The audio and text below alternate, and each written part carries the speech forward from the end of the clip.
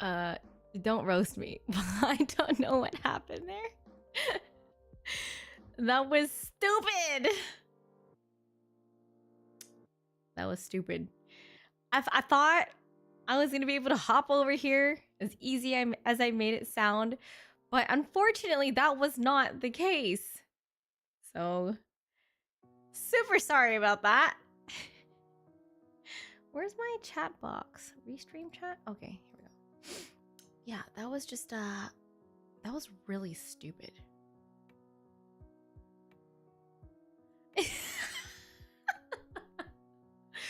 Exactly, Paradox. I thought it was just gonna be a click of the button. I guess not, but my stupid ass.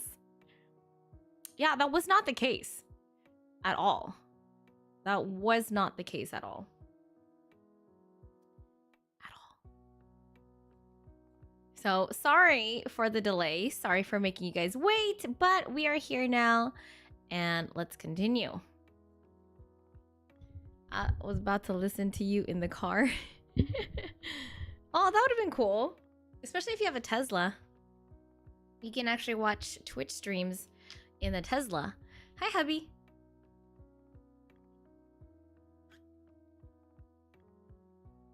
Yeah, I'm sorry. That was really dumb. Okay.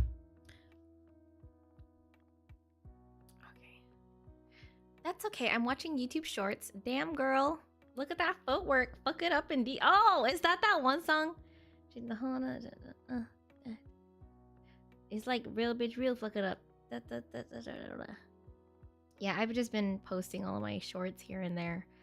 And yeah, I did take orchestra. I saw that comment. 7 years in orchestra. I started orchestra back when I was in middle school and I ended it after high school. So I could have kept going.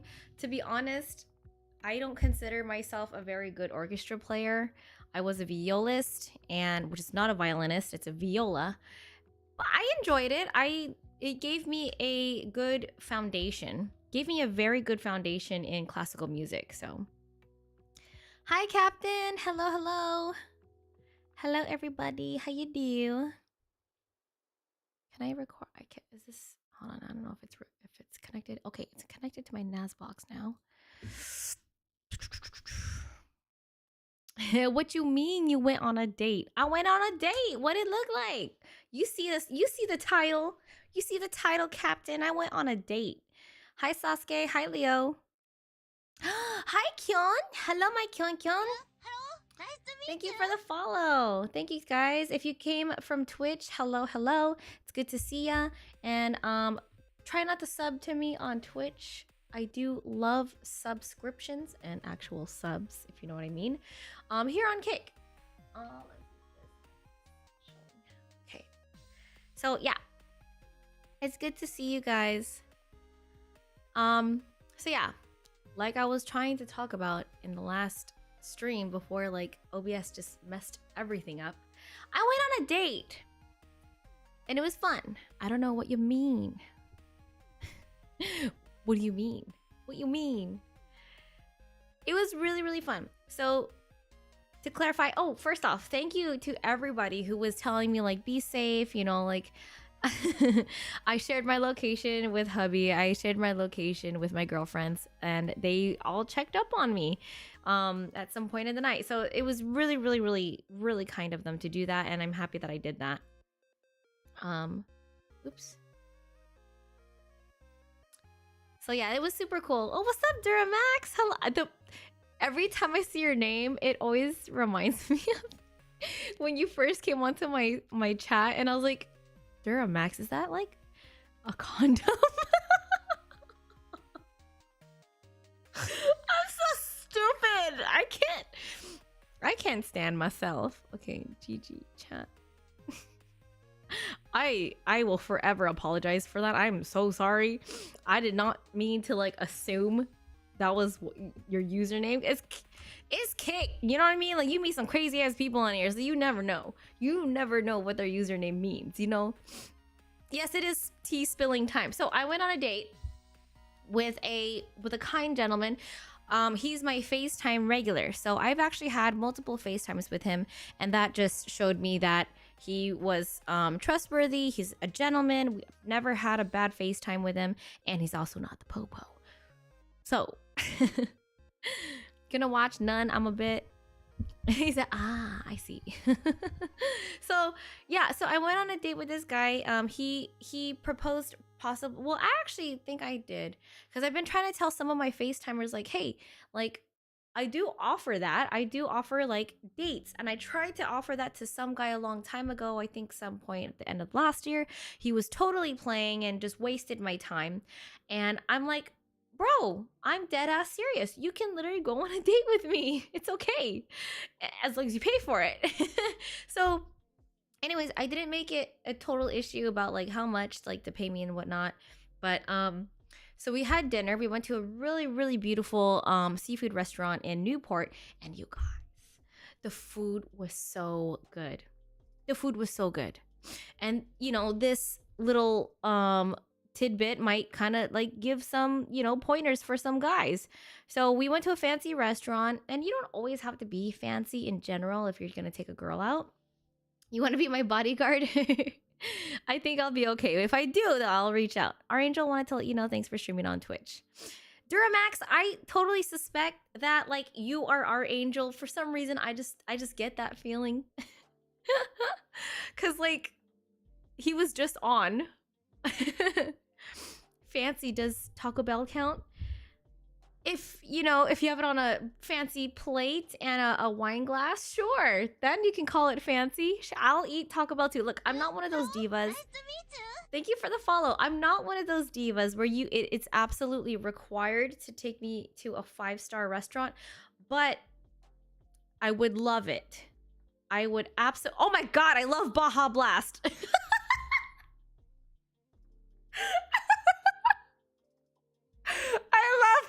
Look, if you put white wine in a glass with Baja Blast, you got me. You got me. Oh my goodness, I am your princess for the whole night. I'm dead. You're on the right track, Captain. You're on the right track. So, just some pointers for some guys. If you are taking a woman out to a fancy date, 4 or 5 star if you really want to impress her. Baja wine, anyone? Hi, Liz. So he did come very like dressed very well. He dressed very, very well. He had like his, you don't have to wear a tie or a bow tie or anything, but he wore a very nice dress shirt with a coat on top. So very well dressed. I think he was wearing dress pants. I don't remember. I think he was wearing dress pants, but very well dressed. Classy. You want to impress the woman on the first date, you know? You don't have to show up with flowers and chocolate. I actually gave this piece of advice for RR a long time ago. They weren't even going on a date yet, and RR asked if he should bring her flowers and chocolate. I'm like, no, because that puts pressure on the girl to feel like, is this like a girlfriend-boyfriend thing? So you don't even have to worry about that on the first date, honestly. Women don't really expect that much on the first date, at least women like myself. Other women I can't really speak for, because I feel like a lot of women these days have huge expectations. Unrealistic expectations, but we're not gonna go there.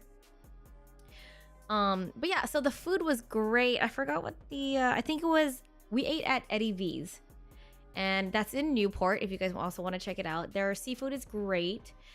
We had Riesling white wine. I forgot what the wine name was. It started with an H, but it was so good. Riesling wine, I think, is the dessert wine that I could not figure out what it was a long time ago. But anyways, I digress.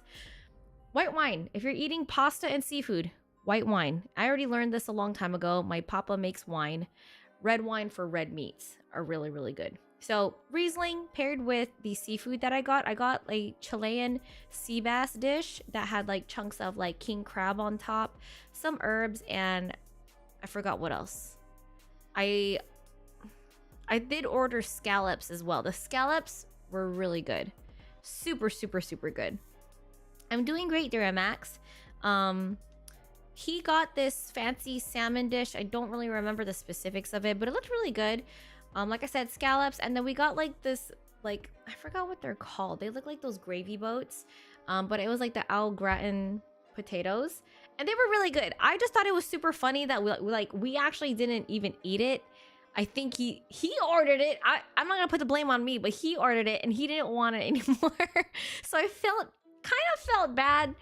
Low-key felt bad, but the waiter was awesome. The waiter was totally understanding that we didn't really like the dish. And at the end of the day, it's just like mashed potatoes. And in comparison to the dishes that we were already eating, it didn't really like, it was so different levels of like par. Like the food was like up here and then like the potatoes were like subpar. So not a big deal, just pointing it out as a food review or foodie and stuff like that. But the food was amazing. The sauce was great, paired with the Riesling wine was amazing. I'm gonna take Cece on a date. I'm showing up in a 3-piece. Nice to meet you. Thank you for the follow. In a 3-piece suit with flowers and candy. We're going straight to Wendy's. She can get a large Frosty. Okay, I'm not gonna say no to that. Duramax, you have a wonderful, wonderful night. Any leftovers? No, we didn't have any leftovers, to be honest. So Big Daddy Baby Michael Myers.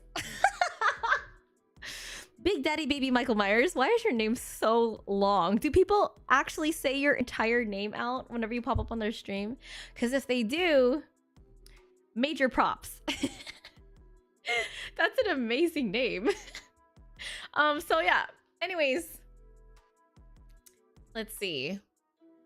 For dessert, we had, it was kind of like a brownie, like, he said, yep, they for sure, I cannot talk. They do for show. Okay, got it. Let's all go on a first date for like we really should, Bonbon. We really should. I'm serious about the whole Matt thing.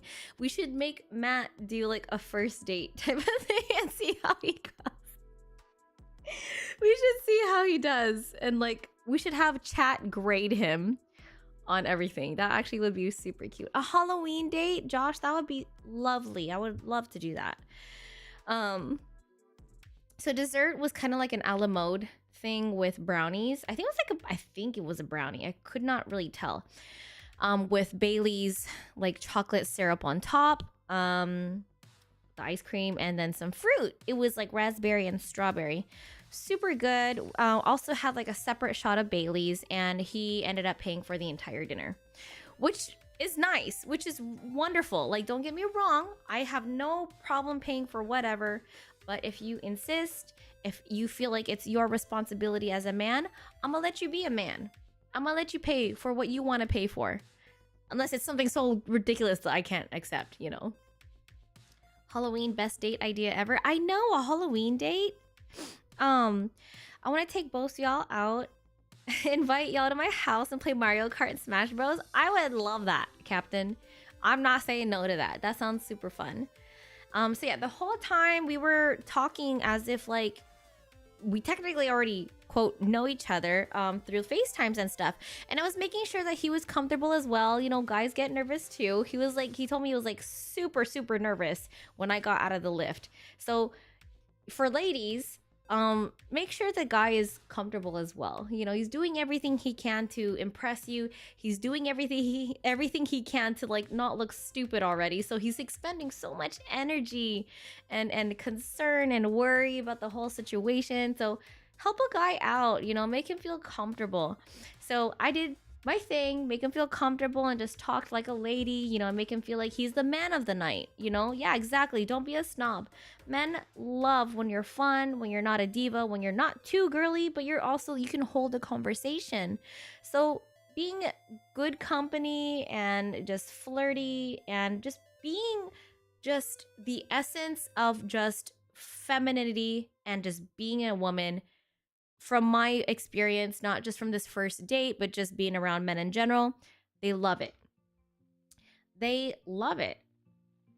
I hate people. I hate people doing that today, Bonnie. Like, like trying to find all the icks and stuff. Like, why? Just enjoy the goddamn date. You know what I mean? So, yeah, like, just give them a chance. Like, for fuck's sake. Oops. Just give the man a chance and let him, like, really just show you what he got. You know what I mean? So, absolute gentleman. I learned a lot about Italian culture. He's Italian. So, it was really cool to, like, hear, Like it was like I was explaining to Matt. It was kind of like being in like it's kind of like being like one of those romance novels, and you meet this like what this fancy European guy or whatever the fuck and stuff. I got $3.50. Gonna use every penny. Hi Pedro. Men with Frappuccino. Ick. Like, fuck off. Braves likes Frappuccino. Oh, men with Frappuccino equals ick. Like, fuck off. Braves likes Frappuccino. The ick culture and men are trash culture is stupid. Do you know why? Because it's men sometimes, most times, I don't know. I've just navigated the most wonderful men in my life. And it's not even about pretty privilege. It's not about this. It's not about that. It's about you also showcasing a good attitude. Men love great attitudes. And if you can show them a good time, why do you think some guys will fuck anything? Because at the end of the day, it's not about how you look. Even though some men do prefer a woman to look nice, they want a good time. Men want to have a good time. It helps. Yes, Paradox, it absolutely helps. Because you want to be with eye candy, you know, on your date. Same thing with women. Women want like a good looking man. Come on, let's be transparent. A lot of women express very superficial things these days. Like he automatically has to be 6'2", etc., etc. I love my height because I make every man out there feel tall. I'm 4'11", just for reference. Ladies, never ask a guy how much does he make, and never ask a woman about stupid body count or past relationships. Guaranteed first date killers. Yeah, maybe talk about that later, but holy shit, do not do that on the first date. I like to ask about careers and occupations. I learned a lot about him, a lot about what he does, and sometimes I also want to know because I want to humble myself in a way that like I don't want to overorder these things. I don't want him to spoil me too much because I want to be considerate of what he's paying me for and what he feels like he's getting out of it, you know? And I don't want to be that girl that's like, I want this, and that. I'm going to make you spend your whole fucking bank account on me because I don't think I'm going to see you ever again. Like, no, that's not what you do. Ladies, listen up. This is coming from an ex-escort, ex-dominatrix. You want them to come back. You want regulars. You want them to keep coming back because they cannot get enough of you. And you know, your goal with building connections and relationships, friendships, you know, your chemistry with somebody is longevity. You're trying to go for the long run, not just like some instant gratification, stuff like that. I appreciate that. Change that large frosty to a medium. Okay, look, Paradox, you borderline cheapskating, so I don't know. My opinion kind of changing. I'm just kidding. I'm just totally kidding. I'm not a diva. Oh my god, you're so funny, Paradox. He says, sweet, I don't have to spend that much money on her. All right. We are demoting. We're downgrading from a large frosty to a medium frosty. Got it. I will notate that. Can't skimp out on a frosty. Oh my gosh. Matter of fact, make it a small fry too. Look, if that's what you guys want to get me, I will make the most out of them 6 small fries. Okay? I will make the most out of that and you will still have a great time with me. See? It's all about being easy to work with. Don't be difficult. And this goes for men and women. When you're going on a date, don't be difficult. Just have a great time. If it's something that you don't want to do, make that clear. And keep it at that. Just be direct, leave it alone. End the date. But don't be difficult. Have a wonderful time. Make each other feel special. Make each other feel comfortable. And put the spotlight on each other. One thing I love doing just as a woman in general, and this is just something I naturally do with a lot of people, man or woman, make the other person feel special, you know? But be very genuine with it. Like, let them eat it up, you know? Compliment them on their accent, you know? On their demeanor, like, and like how well they dressed. If they went out of their way to dress very nice for you, compliment that shit. He looked amazing. He was in like a dress shirt and a coat. And I just kept complimenting like how great he looked because he looked amazing. A Pinoy accent? Shit, I don't care what accent you got, if as long as I can understand you. Language barrier sometimes kind of sucks because I'm not the best. Actually, I can't read lips, but I'm okay at picking out certain accents and stuff.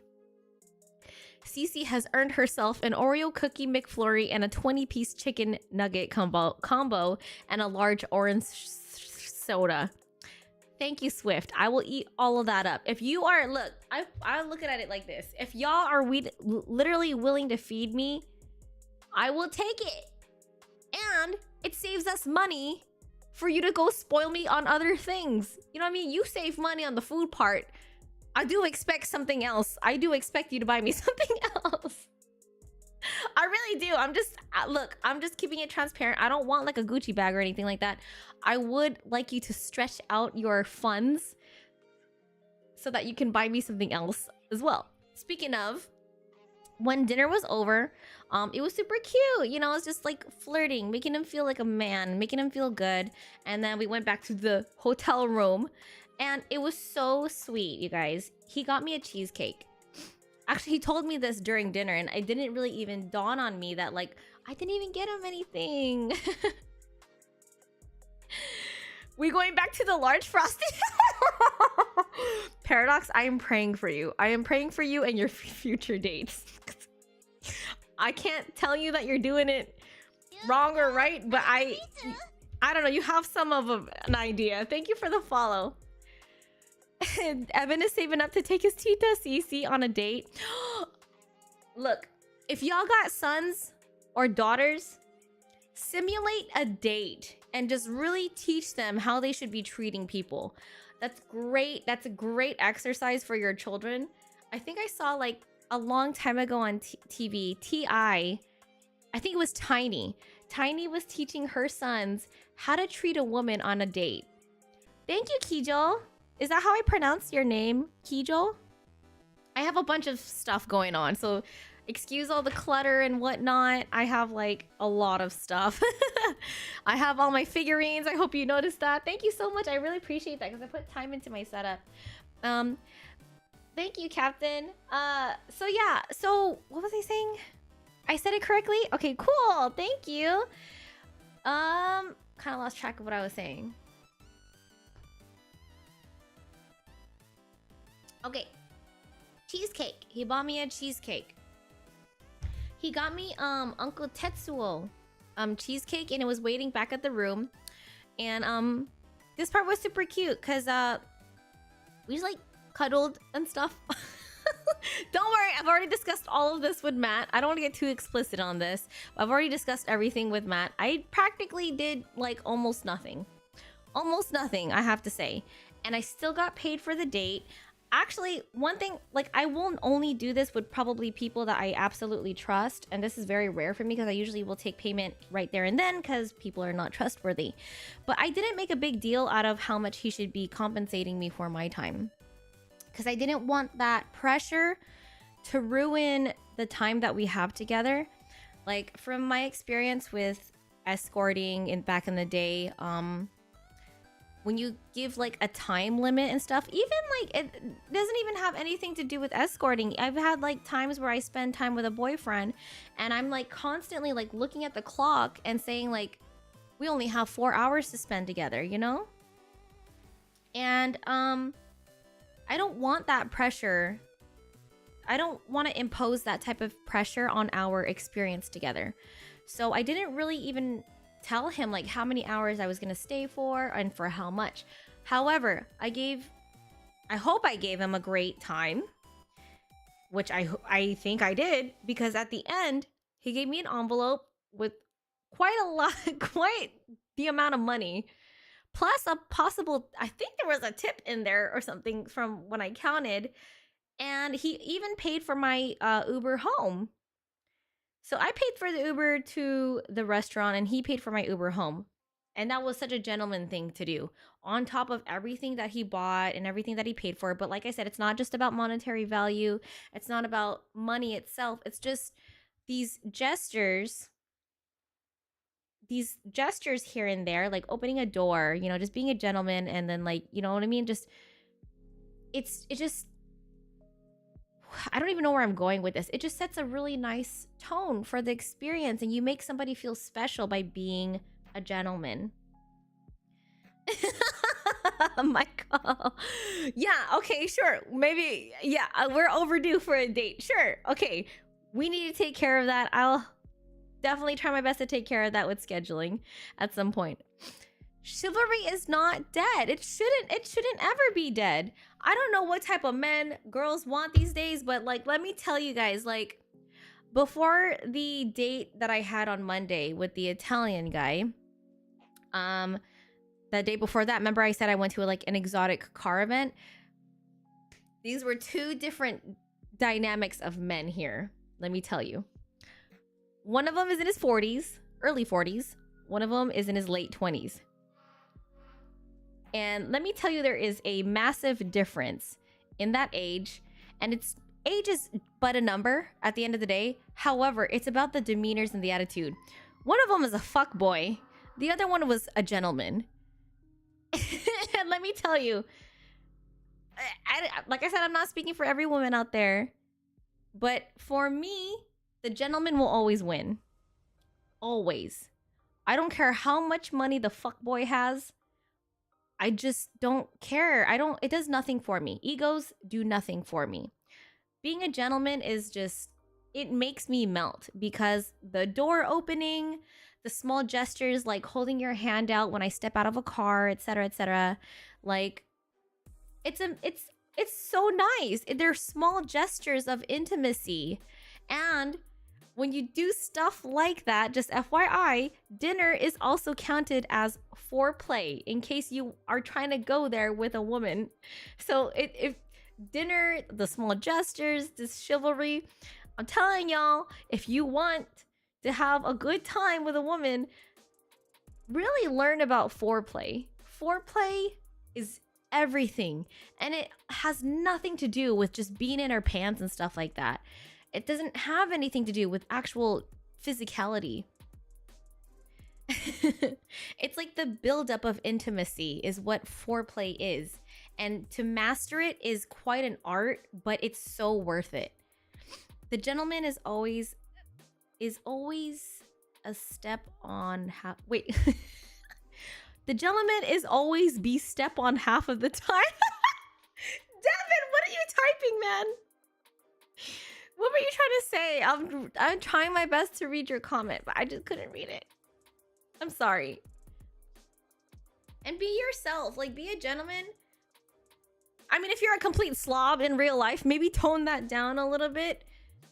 Clean yourself and your demeanor up a little bit. Like, cause like, look, I'm like super hood, bro. I'm super hood. And he's already watched a lot of my live streams. So it's not like I can hide my personality anyway, and I'd be lying if I did.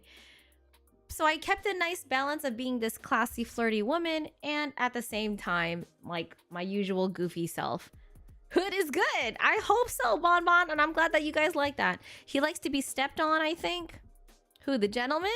Shit, if he does, it doesn't matter. I still choose him over the fuckboy. I've stepped on plenty of men who were 10 times the gentleman than the fuckboys that I've been around. I thought it was a turnoff to date someone that watches your stream. Why? I just want to know, low-key, why? Why would that be a turnoff? Just curious.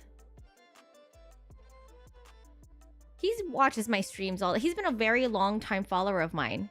Like, he would comment on a lot of my photos when I first started Instagram, and like just consistently always commented every time I put a post out. He booked multiple FaceTimes, and he watches my streams. He knows everything that I do on social media, which I know that does sound kind of weird the way I'm saying it, but it's just makes me feel good that he knows like my personality, and he doesn't make any assumptions and stuff like that. If I asked you to step on me, would you do it? Yeah. If you asked me to do it, why wouldn't I? You know goddamn well I would step on you, Josh, and any other man that wants to be stepped on. Because they are essentially a fan. I feel like your respect for him would be slightly tainted. Well, that's just an assumption, Loki. That's like an assumption. I've actually hung out with quite a few of my viewers. Thank you for the follow. What makes me any different than the person behind the screen who just wants to get to know me? Why would my respect lessen because I'm dating somebody who's a fan of me? Why would I date somebody who doesn't give a fuck about me? The man that I'm with, Matt, my hubby, thank you for the follow. I tell him all the time, it feels like dating a fan, which he is. He's like my biggest fan. Why would you not date somebody who is like they love you?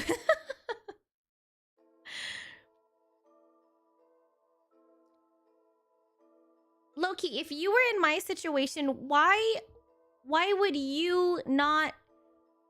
Why would your respect for the viewer who appreciates you and supports you, why would that lessen if you were to actually have in real life interaction with them? Why would that be a turnoff? Because I've gone on a movie date, basically. I went with Marcus. I've been on a movie date. I've brought some of my viewers I've met here on Twitch, or I mean on live stream, to hang out with me in person. There is no mystery there. Oh, and thank you, Ubaida. Is it Ubaida? I'm sorry. I'm sorry, I cannot pronounce your name. No, obviously it's a mystery to me, low-key, because I don't understand your logic behind it. I'm not calling you out. I just want to know. Oh my god, thank you, Ricky. I really appreciate everybody who's been complimenting my setup tonight. Thank you. Thank you so much. I've come a long way. I used to, my setup was just a regular apartment on the PS4, right? Thank you for the follow. It's the best you've seen? No way, really? Dude, I've seen way better. I don't know if you guys can see, but here's all my plushies. If you guys have never seen my setup before, here's all my plushies. Here's all my import model friends. They are real women, except Sakimi-chan's art. A whole ass PlayStation. I didn't even have OBS back then. But then again, if you're well known, hard to go on a date or anything not knowing they're a fan. But regardless, rather have somebody knowing they love what you do. I put it as you're already labeling this person a fan, which creates this barrier between the both of you to getting to know each other. Because you're already labeling something, you're already labeling this person you call a fan that has a negative stigma. Why does being a fan have a negative stigma? I don't understand. I don't have a poster of Danny Riel. You don't want to know something, Ricky? I actually shot with Danny Riel before. I've had lunch with her too. She's amazing. She's super sweet. I actually would love a poster of her. I'm going to ask if she does. I don't believe those are all of your plushies. Yeah, you're right. I have a few of them in my bedroom. And see, like, in my opinion, I didn't really get a valid response, honestly, in my opinion, from Loki. Just saying, like, oh, well, there's no mystery there. That's not a valid response. I want to debate, y'all. Like, can we... I love Danny. She's super sweet. And I just kind of feel bad about, like, how her relationships had played out. I don't know if you saw her YouTube, but they didn't work out. So, just FYI, I think Danny Riel is single, y'all. If you all want to hit her up. Oh, that's cool, Michael. That's cool. Man, I love coming in here and not knowing what's going on. We're talking about dating, Amir, because I went on a date Monday before I left stream. Remember, I was like getting ready for it. Danny Riel is a very, very famous OG import model. She's one of the probably most OG-est import model. But yeah, so long story short, he's a gentleman, and he flew back home, and he was just he hasn't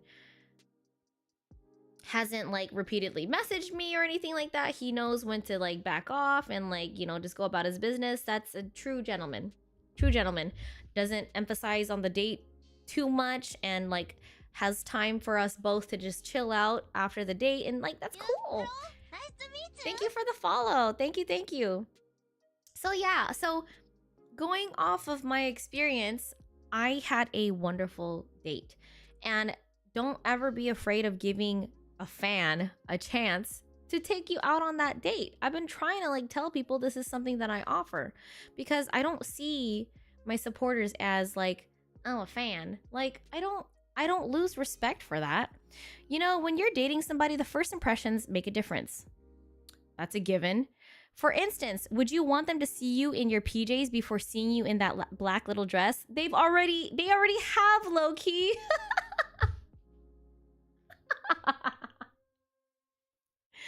So who are you trying to pick? Who are you trying to paint as the one with the negative stigma? Is it me or is it them?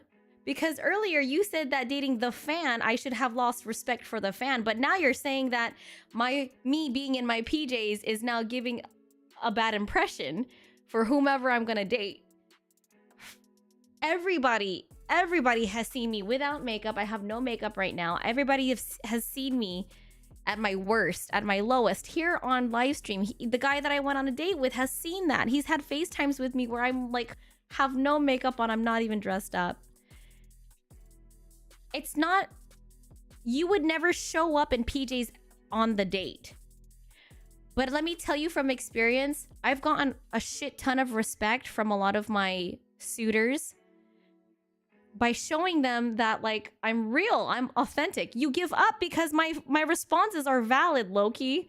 You give up because my arguments are just, you can't. I'm not calling you out, Loki. I'm just like giving you a better argument, bro.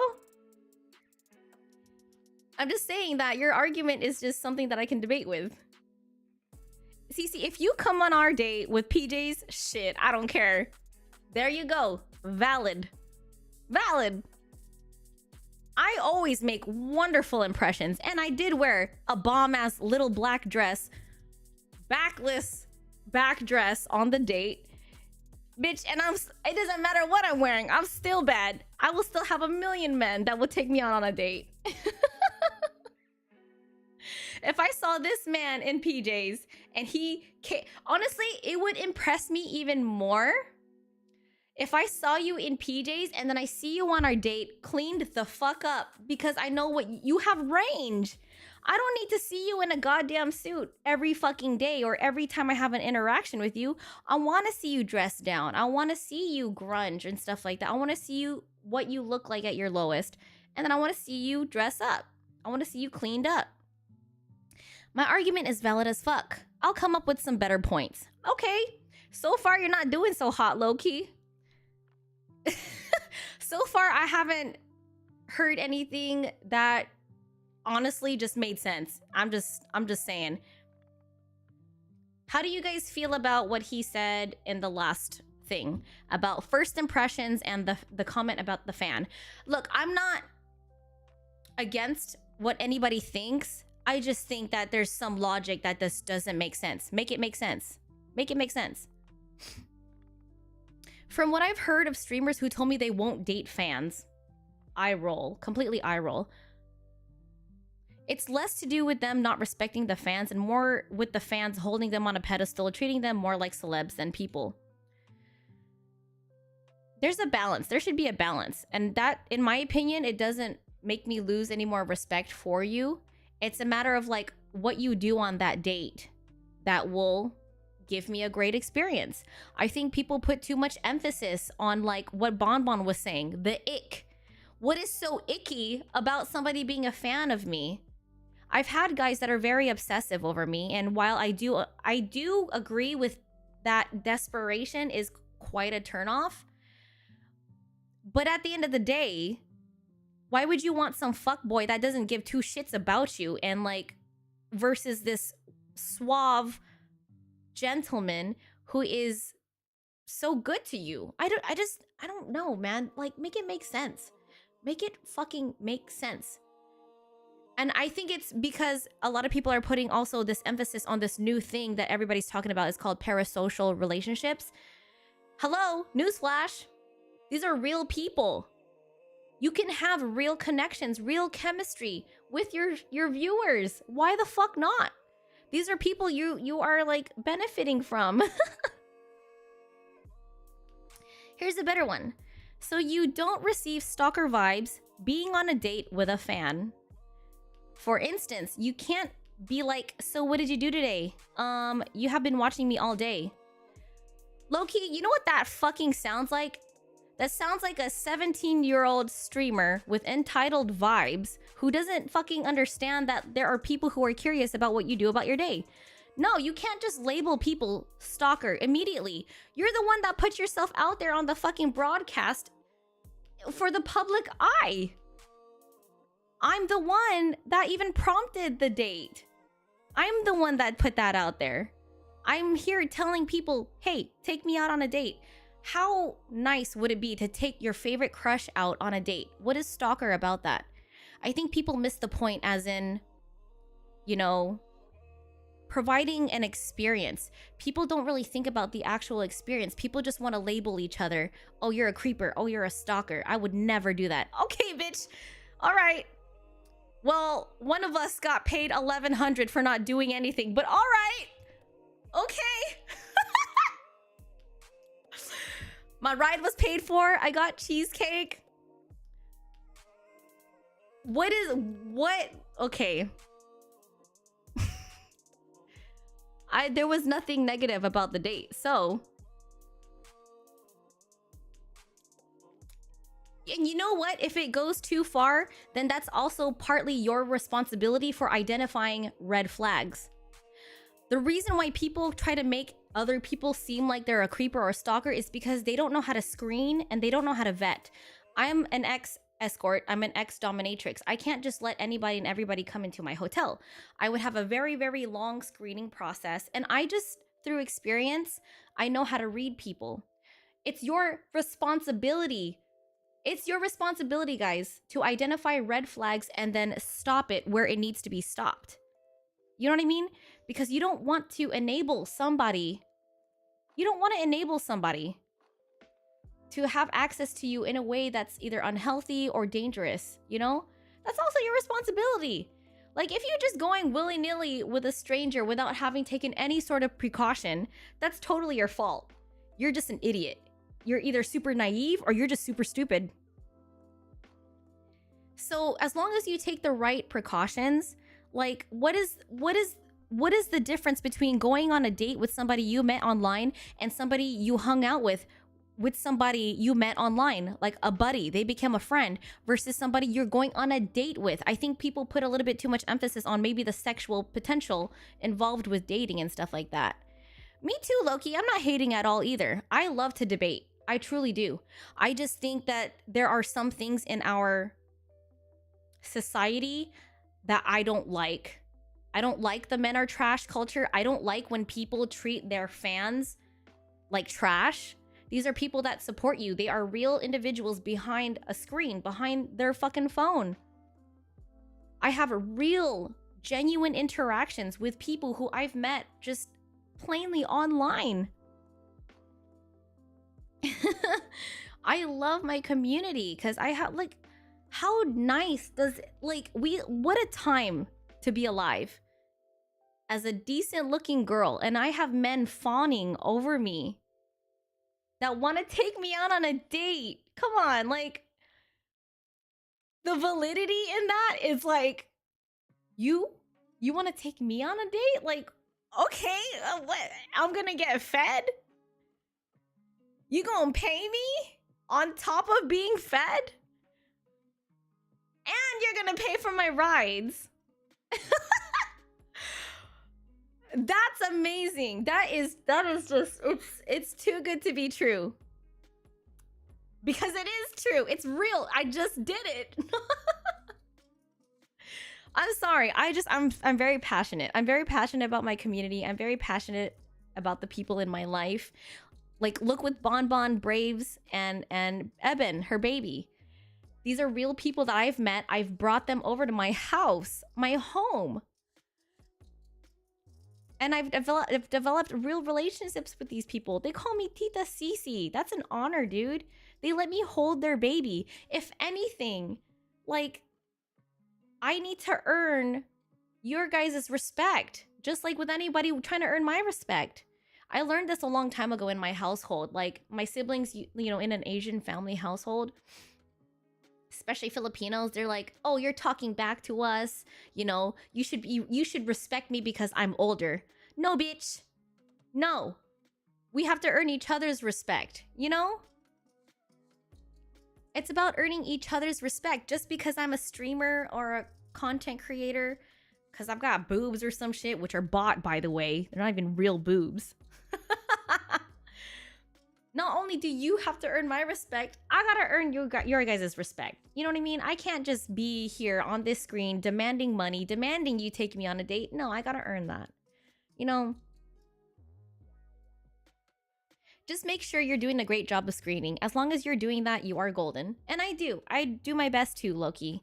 With years of experience and being an escort, ex-escort, actually, I started escorting when I was like 19. I'm a very cynical person. Oh, trust and believe, I don't let anybody in my circle. Michael! Very nice boobies. Yeah. Just do your due diligence and actual technical screening and vetting of people before you just go on a random date with a stranger you met online. Just have some fucking common sense, you know what I mean? And I think with the unfamiliar, people end up becoming like just so mean. I have a lot of photographers who are wonderful I've worked with, and then I see some of these girls that like outright call a guy a creeper, and I'm like, you didn't even get to know him yet. What the fuck? So anyway, I'm tired of seeing that type of culture. I'm tired of seeing creeper culture, cancel culture, men are trash culture. I'm not about that. I'm about real connections and authentic, genuine relationships with people. Y'all always get me riled up. I love it. I can do your security. All armed security. I know you can. I absolutely know you can, Michael. But thank you for, honestly, Loki, this is what I love. I love when people give me a really good debate, a very good argument. Like what is it called? Devil's advocate type of argument. I love it. Okay, you did have some valid points. You did. You made it make sense eventually.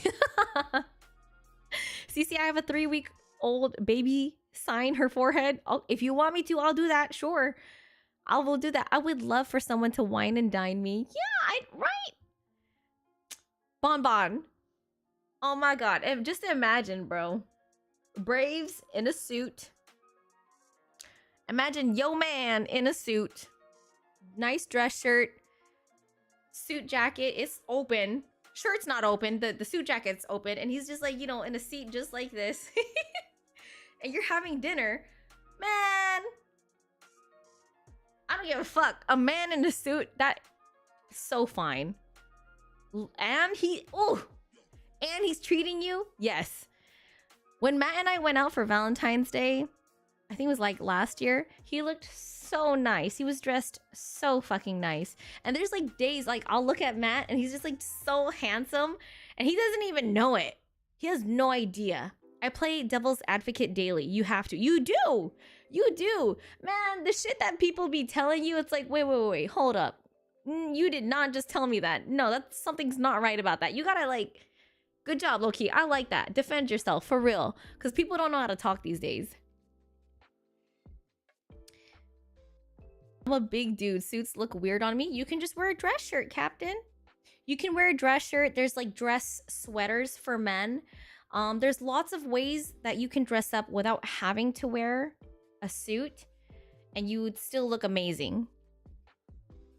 I love men in suits. I tell Braves he looks sexy every day, even with his dad bod. Same thing. I do the same thing with Matt.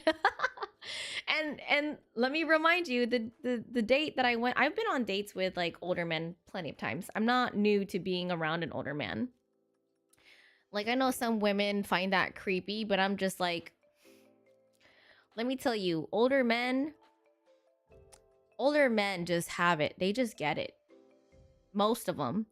They just have a much more refined demeanor. And they're just so much more sophisticated, depending on who it is. And I notice a lot of qualities with like younger men. I know I'm saying that, but like men, age is just a number. It just really depends on like your own personality, your own upbringing, and your own experiences. But like, I don't know, man. Younger men just don't do it for me. I'm just sorry. I as much as I love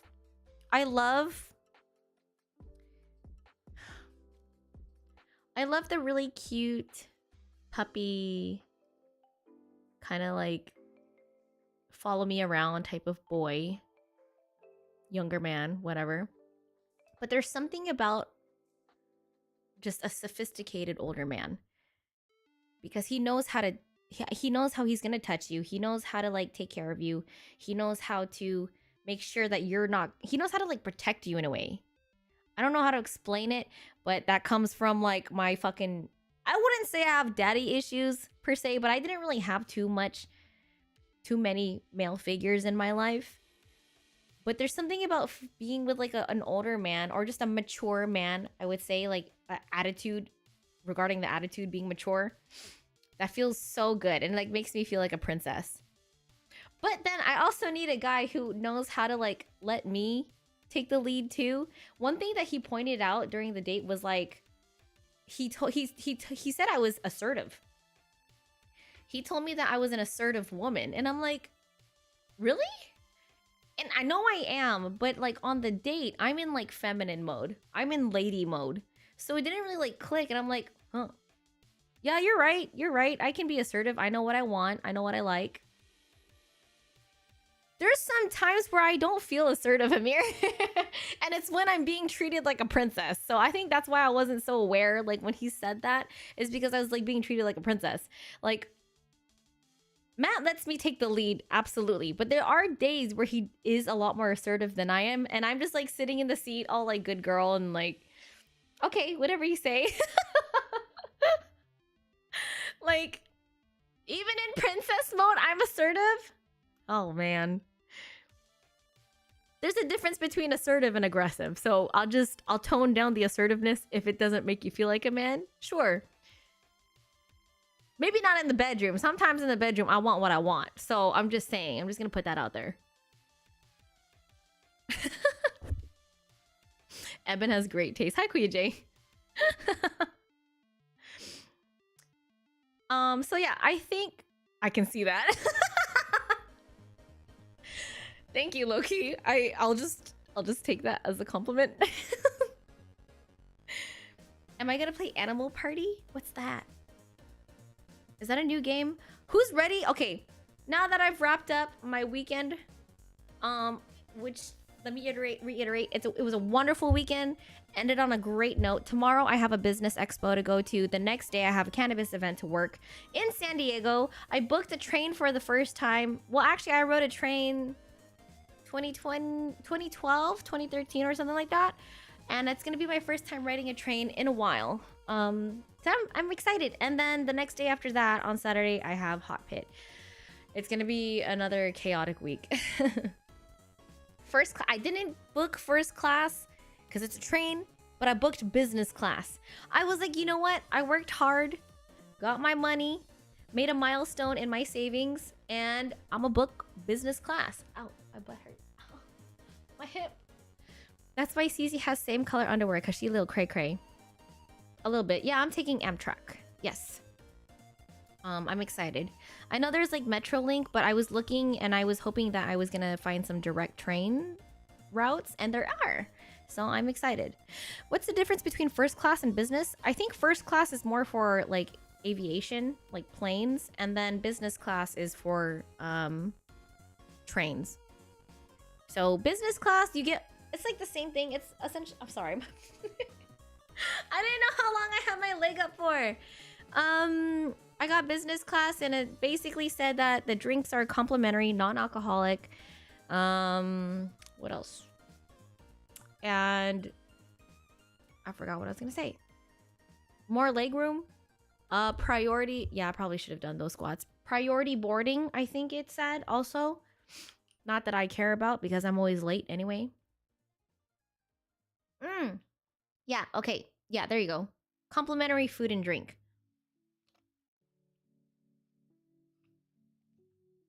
I don't know if I get access to the lounge because I went to the website where it says lounge and it didn't really, I don't know, it didn't really bring me anywhere.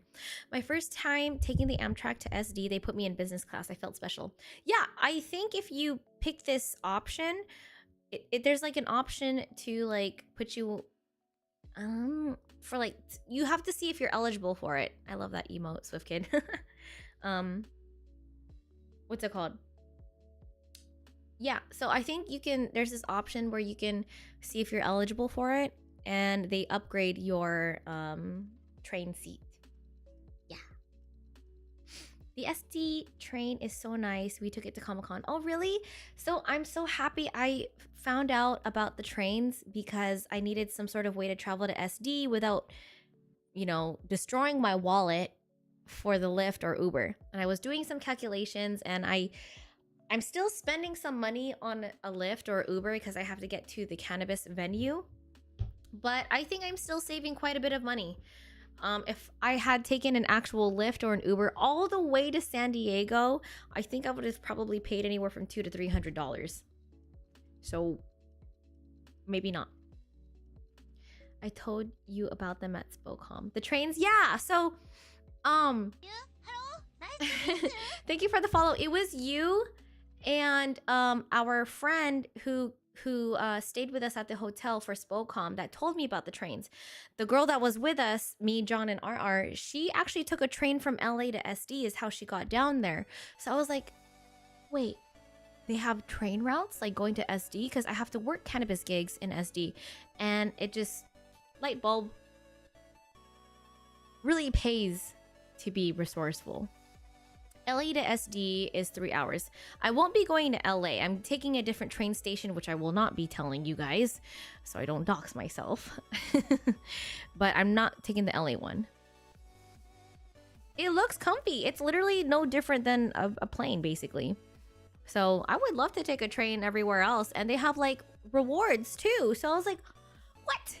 I could have been doing this. I could have made it down. There was this whatever podcast, I know you guys have seen it, whatever podcast reached out to me actually and told me that they're in like Santa Barbara. And then during that time, I told them that I couldn't go because it was too far. I'm kind of glad that I never went because they just exploit a lot of sex workers and OF girls. So I'm like, aha, you're not going to make me look stupid. Okay, Loki, we'll see you in a little bit.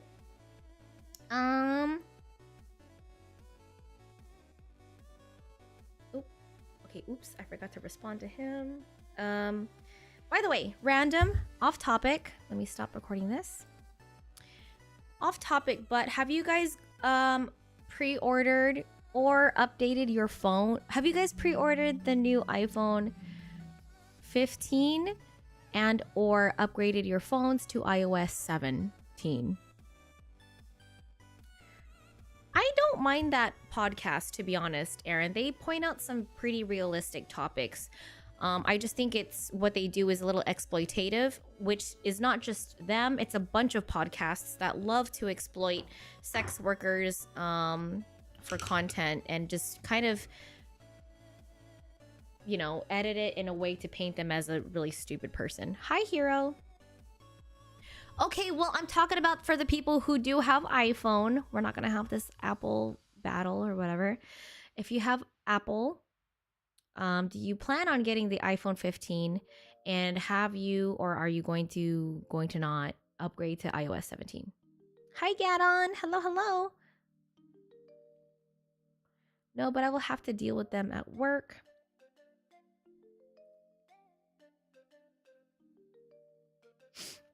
I upgraded my iPhone and iPad to iOS 17 and my Apple Watch to iOS 10. I haven't updated my watch in a while because I haven't been using it. My next phone is going to be an iPhone, just saying. Hey, I know that there's a lot of controversy over like the whole phone battle or whatever.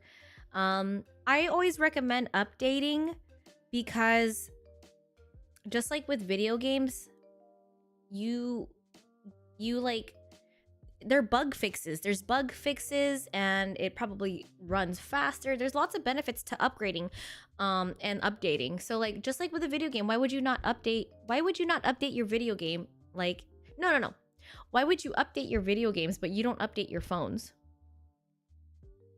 Less bug crashes, or like less crashes, less bugs, and it just, I don't know, I like playing around with new features. Ew, that was really gross. You know when you burp and it's like slightly like regurgitation? That was kind of gross. Oh, and there you go. Yes, most importantly, yes, get on security purposes as well. Absolutely. That's one of their priorities. There you go. Yeah. See, look at my little tech people. You guys are so smart. But yeah, so I'm gonna trade in this phone. Actually, I wasn't trying to get this stupid phone, but I remember like last year my phone broke, my other one, the one that I use for content now, and then I had to get this phone. So then I was stuck with two stupid phones, and then now, like, because this is in still great condition, no cracks, no nothing or whatever, no, yeah, it just looks amazing still. I'm gonna trade this in, and it's not finished, it's not paid off yet, but I don't have really, I can do it. I can pay it off and then I'll trade it in. And then I think I can upgrade my iPad actually, since that's paid off. Why don't I just use a camera? Because I do everything on here. The best camera is the one that you already have at hand. So if I can make, because I'm a content creator and a social media person, and I have to do lots of texting and phone calls, so this is my tool. iPhone 14 Pro Max trade-in through Apple is, I know, and it's 1,000 through AT&T. I have AT&T. So you can get up to 1,000 trade-in value. So I got to pay my phone off. Might as well just do that and then go get this phone, and then I have a new phone. And I remember when I was complaining about the whole iCloud shit, it was driving me nuts. Even transferring files over to my NASBox was driving me insane. Well, here's the thing, Gadon. I'm getting to that. Because they have upgraded, and I don't know if this is good logic or not. Please correct me if not. I thought it was pretty damn smart. Because they have upgraded your iCloud storage, and just let me say, just finally, I'm so happy they finally did that, because I was dying. I was drowning in like media and content. I filled up my entire 2 terabytes, and I upgraded to the 6 terabyte iCloud storage. Yeah, you can get up to 12 terabytes, which I feel like I don't need that right now. I just think it's a little bit excessive. I think $30. I think it's like $30 for the 6 terabyte, right? But yeah, so now that I have more iCloud storage, that will allow me to buy a device, the phone, with less storage, because now I have more storage on the iCloud. I know that, I don't know. Do you guys, I'm kind of on the fence, but I do know that people have certain purposes. Do you guys prefer to have your device to have a lot of storage or not that much? Because with buying more storage, that 500 the most I would get is 512 gigs for the device. But going up to the 1 terabyte for your phone, I feel like is a little excessive. I use my NASBox, Gadon. Thanks for the follow. I do. I just think that, like, I'm just gonna use the iCloud as well. Period. I just backup on top of backups. Backups is, I think, just safe. I have my own NASBox. And I actually transfer a lot of my iCloud stuff to my NASBox. Because what if something happens to my NASBox? I like having backups, okay? I like having backups. I know that's why I was asking about this logic here. You prefer the device to have more storage? For you, I would say it's good because of all the content you record. Even people thought that 512 gigs was too much for my phone. I think 512 in this day and age for a device is not bad. I think that's cool. I'm being smart and responsible. I'm trying. I think having backups is good, because what happens if the NASBox is down? I can't access my files. I have all my files on the iCloud, and vice versa. If something happens on the iCloud, I have my files on the NAS box. So my iCloud is actually connected. Well, actually, yeah, I believe my iCloud is connected to my PC. iCloud Drive, yep, iCloud Drive and iCloud Photos. So as long as my backups are being uploaded, or just as long as my shit's being uploaded to the iCloud, it goes to my PC. Hence, I believe it goes to my NAS box. So I also lost some of my stuff ever since my phone got stolen at EDC. Yeah, okay, I was getting to that. So that's why I was saying I wanted to upgrade my iCloud, because if something happens to my device, if you haven't backed up your phone, which I know some of you guys are guilty of that, because I asked Matt if he backed up his phone. I'm kind of throwing him onto the bus right now, but Matt has not backed up his phone since 2020. That's terrible. You should always back up your stuff. You don't back up your phone? Why, Gadon? Why? Why you don't do that?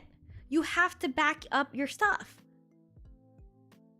So, I just recently backed up my phone. It took me a year. It was like, it said I hadn't... Too lazy? Oh man, you're gonna pay for that. Like, I waited a minute for mine, and Matt's gonna wait for a long time. I think mine in total took 12 hours to back up. Because the last time I backed up my iCloud was July 2022. Google Cloud is also Google Photos. If you want another backup, back up your shit on Google Photos. That's also a great backup. So yeah, so with the iCloud storage upgrade, it now allows me to spend less money on the actual device, because I don't have to buy a 1 terabyte device. I may not have to buy a 512 gig device. So then I spend less money on the actual device that I have to fucking pay off. And what if something happens to your phone and you didn't back up? That device, the storage device, is fucked up now. You cannot get that unless you have everything backed up to the cloud. Exactly, Paradox, exactly. So that was my logic behind upgrading my iCloud storage. I'd rather sacrifice, you know, quality and compressed photos and media than sacrifice my memories and hard-earned work on my phones and devices. Apple wants you to use their cloud services. I hope so.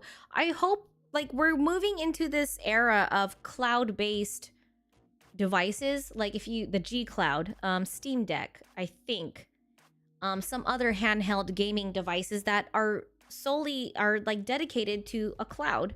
Yeah, and yeah, so we just live in that type of generation, and you have to have backups, of course, in addition to the cloud. I agree, Gadon. You definitely have to have hard copies, backups. Like, I still have my devices on like I still have these bitches. I still have a lot of these.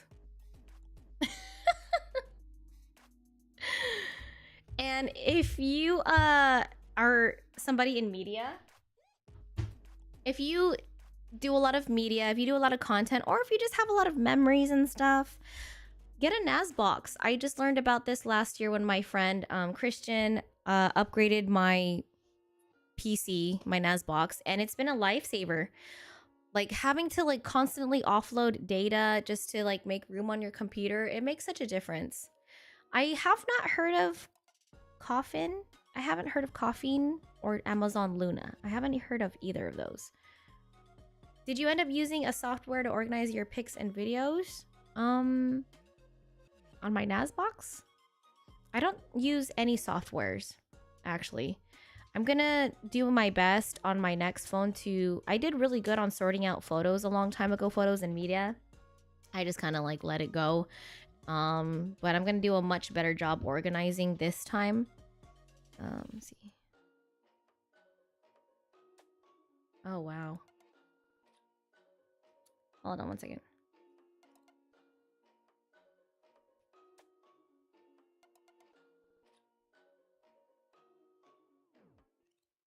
One of the girls that ended up getting hired for the cannabis team ended up bailing out last minute. So I'm like asking Akira, should I remove her from the group chat because we need really reliable girls. I live life off of social media. Well, that's good, Devin. While I do think that it's sort of beneficial to keep up to date with some things, I think it's very healthy to live off of social media. If you use the software, you can tag and title the pics. Oh, that makes a lot of sense. No, I don't use a software, but I will definitely consider that. Tags make such a difference. You sound really, really organized, Gadon. I'd remove her if she bailed. God damn. Dude, it's a paid gig. They pay us like $250 or more for these cannabis gigs, and it's only like, y'all, it's only like 3-4 hours a gig. I'm organized digitally. That's what I need to learn. I really need to organize my life, and I have it somewhat down. The Nasbox really helped. I really have to thank Christian for that.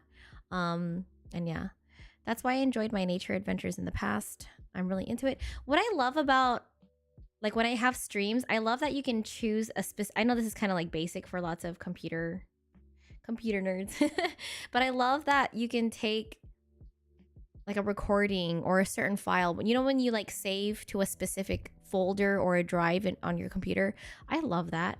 I love that you have the power to choose where your stuff is being saved. So when you continue to download something, record something, it goes immediately to that folder, and technically it's already organized. So I thought that was really, really cool. Had me paranoid. I had to check the last time my phone did an auto backup.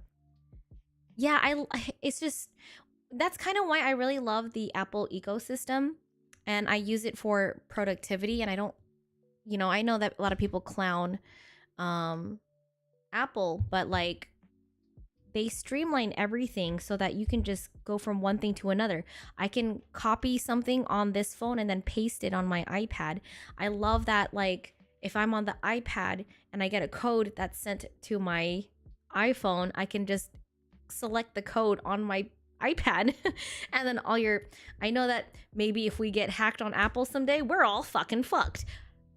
But it's so worth it. The Apple ecosystem is amazing. And if you have headphones, for example, like my Sony, not these ones, but my Sony MX5s, apps that integrate with the Apple ecosystem, it's just like, it's a no-brainer, man. It's so organized. If Apple was a fucking cult, which I think it is, arguably, if Apple was a cult or a religion, this is probably the only times you would ever see me submit to a cult. If you don't know how to use their product, they have classes. That's amazing. That's super cool. I love learning all the new features. Every time I update to a new iOS, I always want to learn all the new features. Like today I was tinkering around with their new, it's a contact poster. And oh, one of the new features, actually,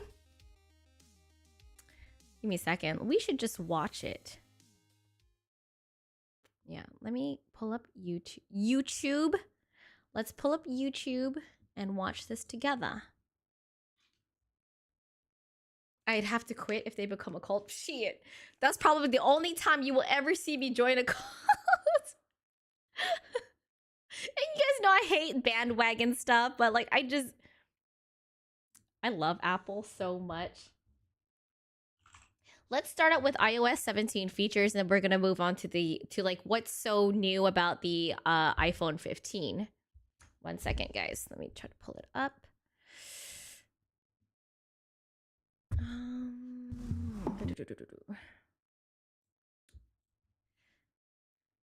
Hey, hey, hey. Da, da, da, da, da, da, da.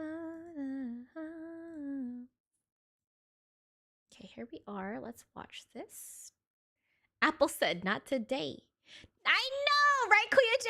Kuya J, did you pre-order your iPhone 15 already?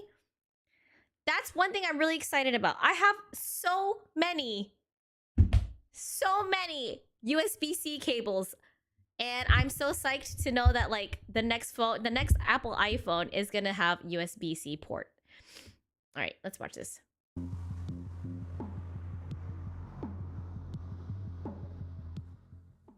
All right, Apple's new iOS 17 update is available to download for newer Apple devices. Every phone starting from the iPhone 10R can download the update. That means iPhones like the iPhone 10 and 8 models are ineligible for this upgrade. It comes just days before Apple's new iPhone 15 is set to hit store shelves, which is Friday. Which is Abrar Friday. Al-Hidi joins us now to talk more about this update. She's a CNET host and joins us from San Francisco. Great to have you with us. You know, what's the point? I downloaded this last night, and there's some new features. I'm not gonna lie, guys. I don't really like this video already. Inside this update. I'm sorry. I don't really like news stuff. This one, here we go.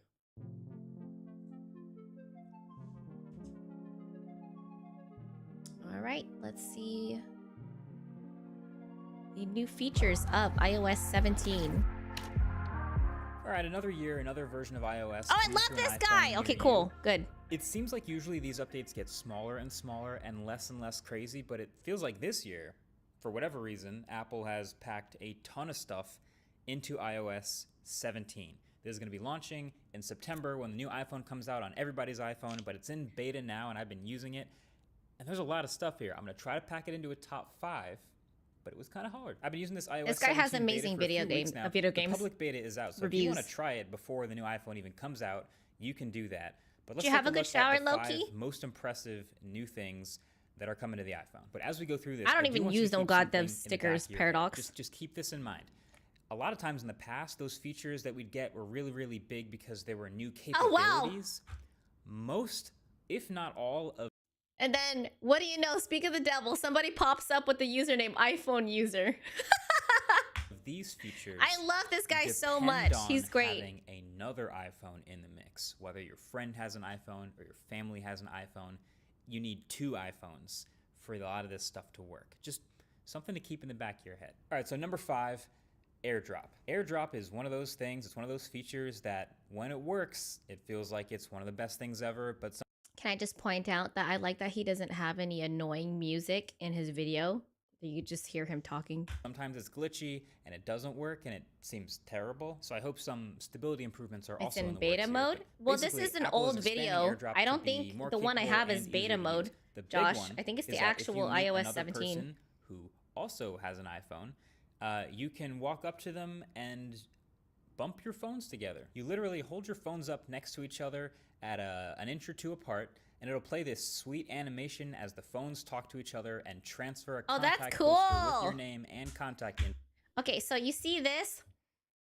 Now, one of the features they have is the contact poster. I configured mine today, and you can actually customize the photo that it shares and your business or your contact name, which is to that super other cool. person in a single touch. It's called Yeah, Name this Drop. video's been Pretty out for a cool. little Couple bit. things about this. One is it lets you actually choose which info Hey, you want let's to share. bump So phones. you do that phone bump thing, and it goes, "Oh, you want to share something?" That's gonna be the new thing in society. Phone bumping. The fuck is that? I don't know, but let's try it. You want to bump phones with me? Do you want to share just your phone number? Okay, cool. Do you want to share your email But address? you need and a not your friend? phone I number? ain't You got can friends. Switch it over to that. Want to share a fake number? Sure, program that in too. This will all come from the My card at the top of contact settings. And I'll show you guys mine. Mine just is regular. It's just nothing special about it, but I'm gonna show you what it looks like. So you already had contacts basically, but you can actually use this. Actually, where the fuck do I find it? Where do I find it? Oh, found it. Okay. So your contact thingy is not new, but they definitely upgraded it. So I should actually cover this. Give me a second. I'm looking for where's my sticky note? I don't want to dox myself. Hey, okay, found it. New way to send unsolicited dick pics. Bump it to them. Yeah, probably not. How about we don't do that, iPhone user? Every time a new update comes along, somebody wants to fucking abuse it. Oh, whoops. I'm calling myself. What the fuck? I'm sorry. I'm trying to like make this fast, but just seeing if I have anything doxing. Nope. Okay, so anyways, this is what the contact poster looks like now. And yes, that is my name, Cici Sarmiento. And yeah. So it looks really cool. You can customize the photo. I personally think that the filters that they provide are kind of cheesy and like unnecessary. But if you want, you can use them. That you can customize with whatever photo you want, whatever fonts you want, AirTag? etc. And everything you I have one change AirTag. will It's for show up my dog. to people that have you in their contacts. What's cooler though is you can actually now bump to share photos or videos or Hey, content links. let's bump. Or even start a share play session. Basically, it's This gives a whole new meaning to the phrase, let's do a bump.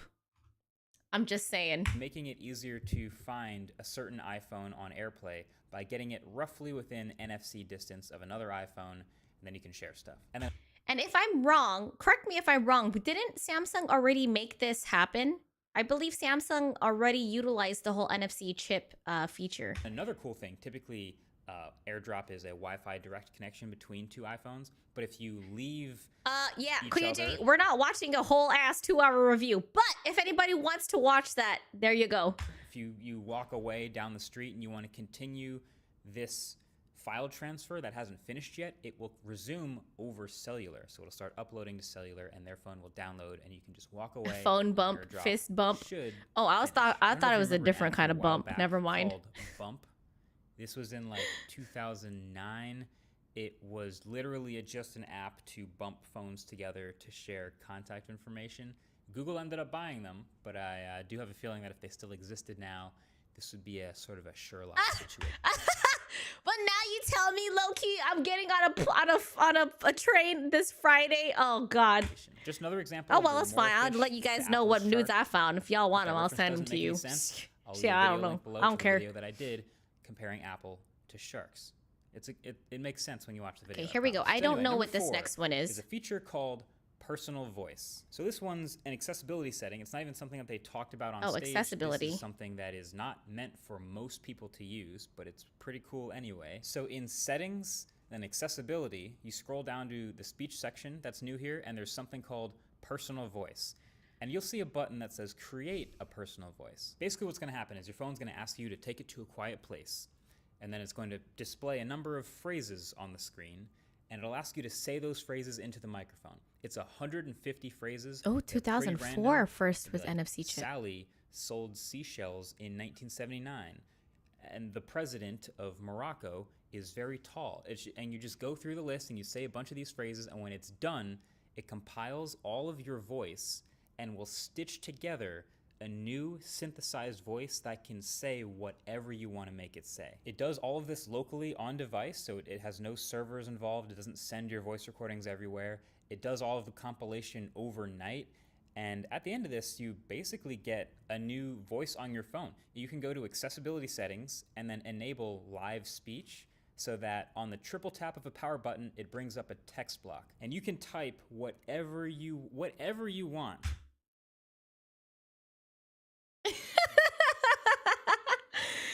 Whatever we want. Is it done with my own voice? To make the voice say, and then just hit send. A quick brown fox jumped over the lazy dog. Wait. What? And you can type whatever you want to make the voice say, and then just hit send. A quick brown fox jumped over the lazy dog.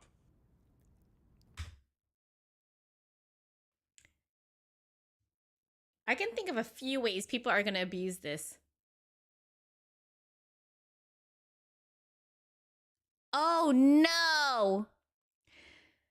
Okay, I don't want to give anybody. Look at his face.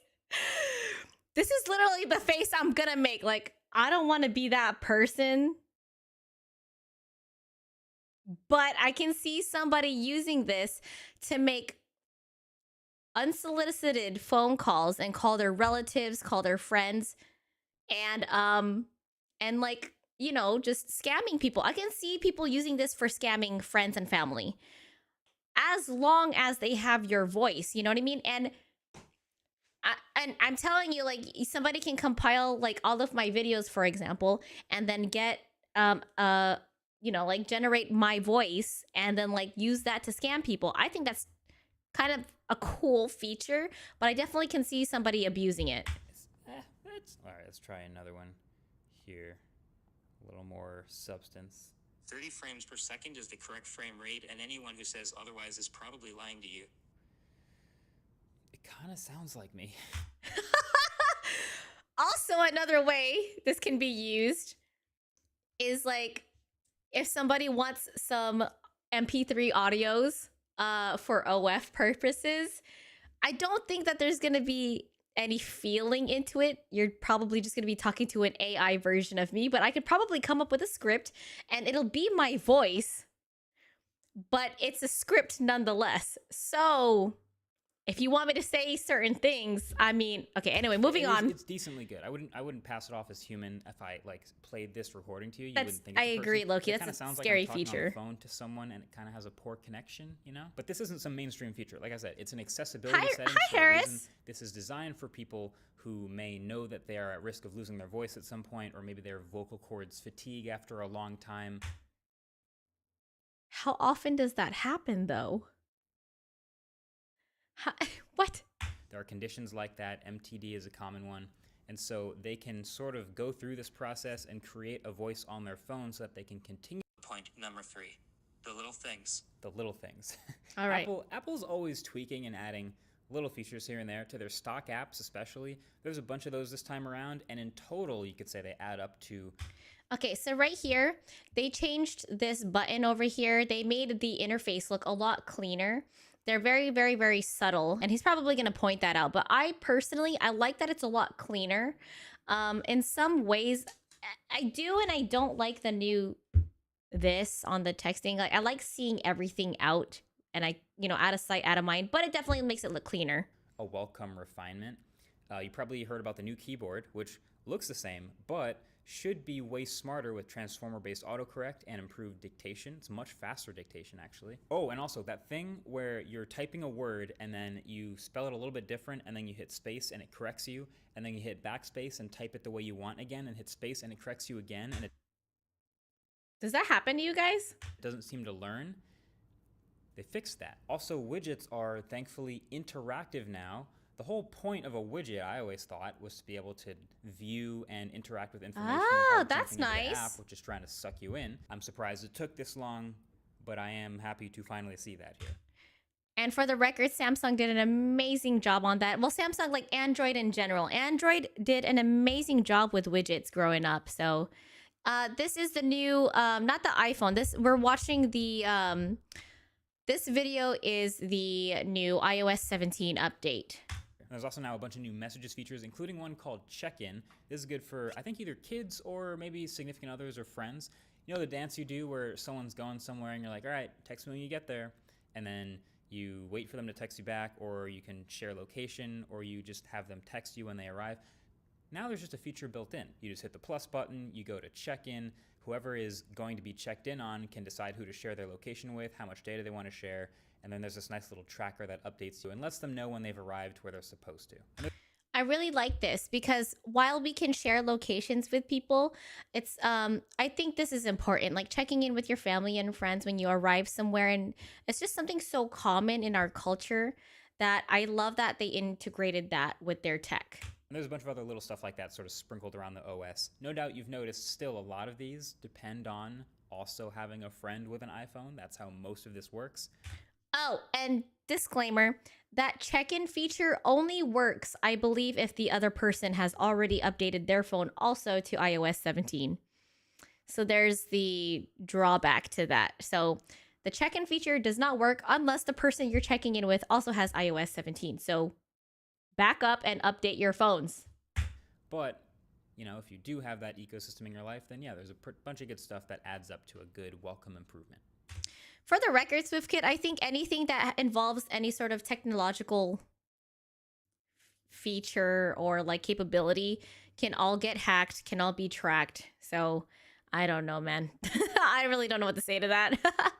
Good little stuff. So, all right, number 2 is called standby mode. So Yeah, that's so true, when I first Taiga. saw this feature, I thought it was really interesting, but now I've thought about this a lot. The more I think about it, I have this so high on the list because I think genuinely this is better than a HomePod for most people who already have an iPhone. Basically, it's a smart home display. So anytime your iPhone is both charging and horizontal, it triggers the standby mode, which is basically a clock and then whatever haven't tried useful this today. widgets or photos you want to have in the background. It really reminds me of the Apple Watch. It kind of has a bunch of these preset layouts, and then You're you not can doing literally it. swipe between Why not these do it? 3 faces to find the one you like, and then swipe vertically to go How through he the do different that? styles. I want to do So a that. lot of these, yeah, will What? look just like an Apple Watch Hold face, up. but yeah, What he do? I don't know how to do that. Okay. Okay, so so anytime your iPhone is both charging and horizontal, oh, charging and horizontal. Okay, putting it on the charger now. Okay, I'm charging. I'm locking the. I'm charging. I'm locking the phone. What? Oh, I see it. Oh, it's happening. I see it. You can't see it. Actually, let me show you. It says welcome. Shit. Sorry, it's so dirty right now. One second. Okay, kind of. Hey, where'd it go? Black screen. Now. What the? Where did it go?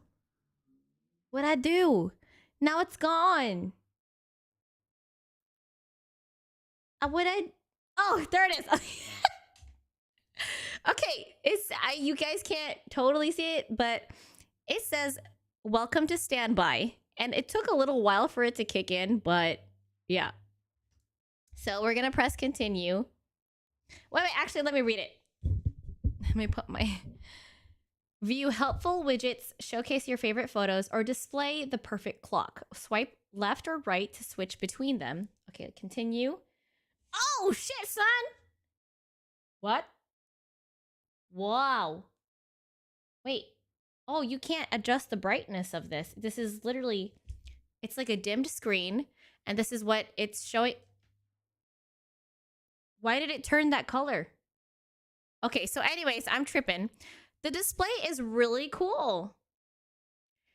Oh, no, sorry, my charger's in the way. The display looks pretty neat. It shows your standard calendar and an analog clock.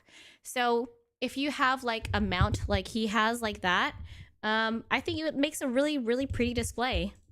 it triggers the standby mode, which is basically a clock and then whatever useful widgets or photos you want to have in the background. It Oh, so you can add your own widgets? I think that's super cool. And I really love my phone case because I can prop it up. It's like one of those folding phone cases. It looks, oh, that is so cool. Okay, so when you turn it on its side and it's charging, it shows your wallpaper and then it transitions into the standby screen, and it'll show your battery while it's charging for a little bit. And I'm gonna swipe up with this. Okay, I don't know what that is, but okay, that's super cool. So I'm assuming that you just choose the different widgets. Come on, CC, clip the fucking cord. Okay, that's the best I can do, y'all. Okay, so I'm sorry, I can't. So yeah, you can just swipe through here. That looks super cool. All right, that's kind of cool. really reminds me of the I'm Apple sweating. Watch. It kind of has a bunch of these preset layouts, and then you can literally swipe between these 3 faces to find the one Wow! you like. Wow, and then swipe that's vertically cool. To go through the different styles. Wow, that's so pretty. So a lot of these, yeah, will look just like an Apple Wow, Watch face. But that's so yeah, to be cool. honest, Oh very wait, useful. did you guys catch that? That was an Android wallpaper. So that's already All pretty right, that's convenient. funny. You can kind of just have it display information ambiently to you, whether it's on a nightstand or in your kitchen, whatever. Oh my gosh, that looks But then so on top pretty. of that, what makes it much more HomePod-like is the fact that Siri is better in 2 ways. First of all, it's conversational, so you don't have to keep hitting the button over and over again to keep asking it questions or follow-ups. You can just keep talking and it keeps listening, which is great. The other's been doing that forever. And then the other is you don't have to say, excuse me. her name. You can just say, Siri, what's the weather in Manchester on Saturday? Expect rain in Manchester, United Kingdom on Saturday. Siri, do you watch Game of Thrones? You can catch the Browns Titans game on CBS, Sunday 10 a.m. No, that's not what I said. Siri. Siri. Do you watch Game of Thrones? Here's Game of Thrones. Aw, she doesn't do the cool stuff anymore. She doesn't do like... Siri. What's your favorite Pokemon? I believe all Pokemon were animated equal. Siri. Siri. What's your favorite Pokemon? That one. No, that one. Or maybe that one. Yep, that one. Nice. Okay. Well, I'll fine. I'll take that for an answer. Fuck it.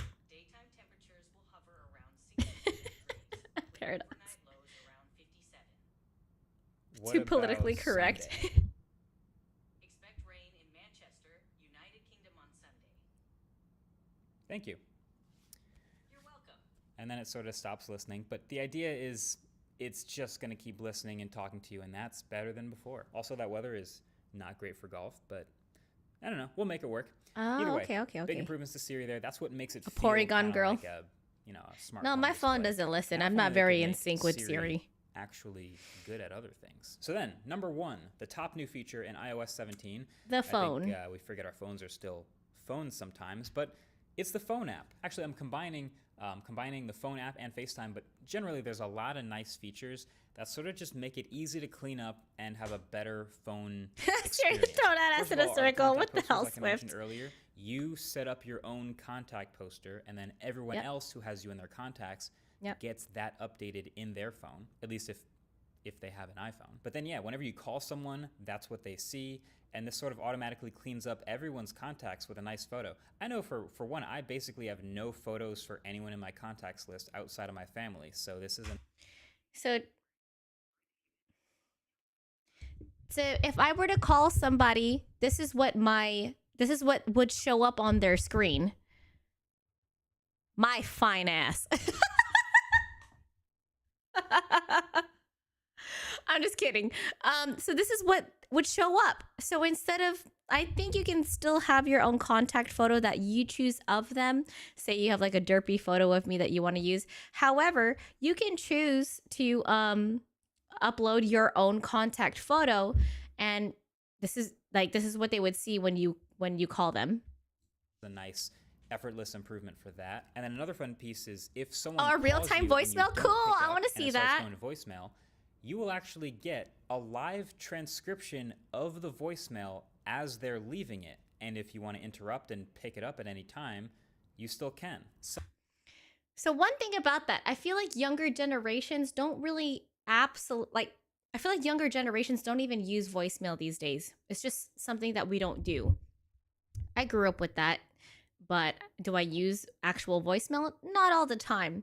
I feel like businesses definitely leave voicemails, which is nice. So you can actually see the transcript to see if it's like a telemarketer or something like that, whether it's worth your time picking up or not. And if you look at the guy, he's like, Some of you are too young to know that that's actually a throwback iPhone user, can you to shut up, physical please? answering machines No one that cares were about in people's unsolicited dick houses, pics. where Thank you. you. Could actually hear like someone the fifth leaving you a time you brought that voicemail up. and then pick up the phone and interrupt it and actually talk to them. Just I'm old now, so I get to say stuff like that. But also, FaceTime gets voicemail too, which you might be thinking, wait, it's FaceTime, it's a video, so what is a FaceTime voicemail? And it's literally just a video message. So like if you're about to FaceTime someone and show them Oh, something, that's then they'll pick cool. up, you'll just, record your video and then send them the voicemail, and then it shows up inside the FaceTime All right. inbox. Well, that's fine with me, iPhone user. You're annoying anyway. For real. Thank you. Thank you, Swift. I really appreciate that, because you're just being stupid. You're just being annoying, bro. Yeah. which is cool. But there you go. Bye. That is it. That is the iOS 17 biggest stuff. Honestly, I think this is one of the biggest, best updates to iOS in a long time. I agree. I agree because they really made the interface look a lot better. Like it looks like I have a new phone.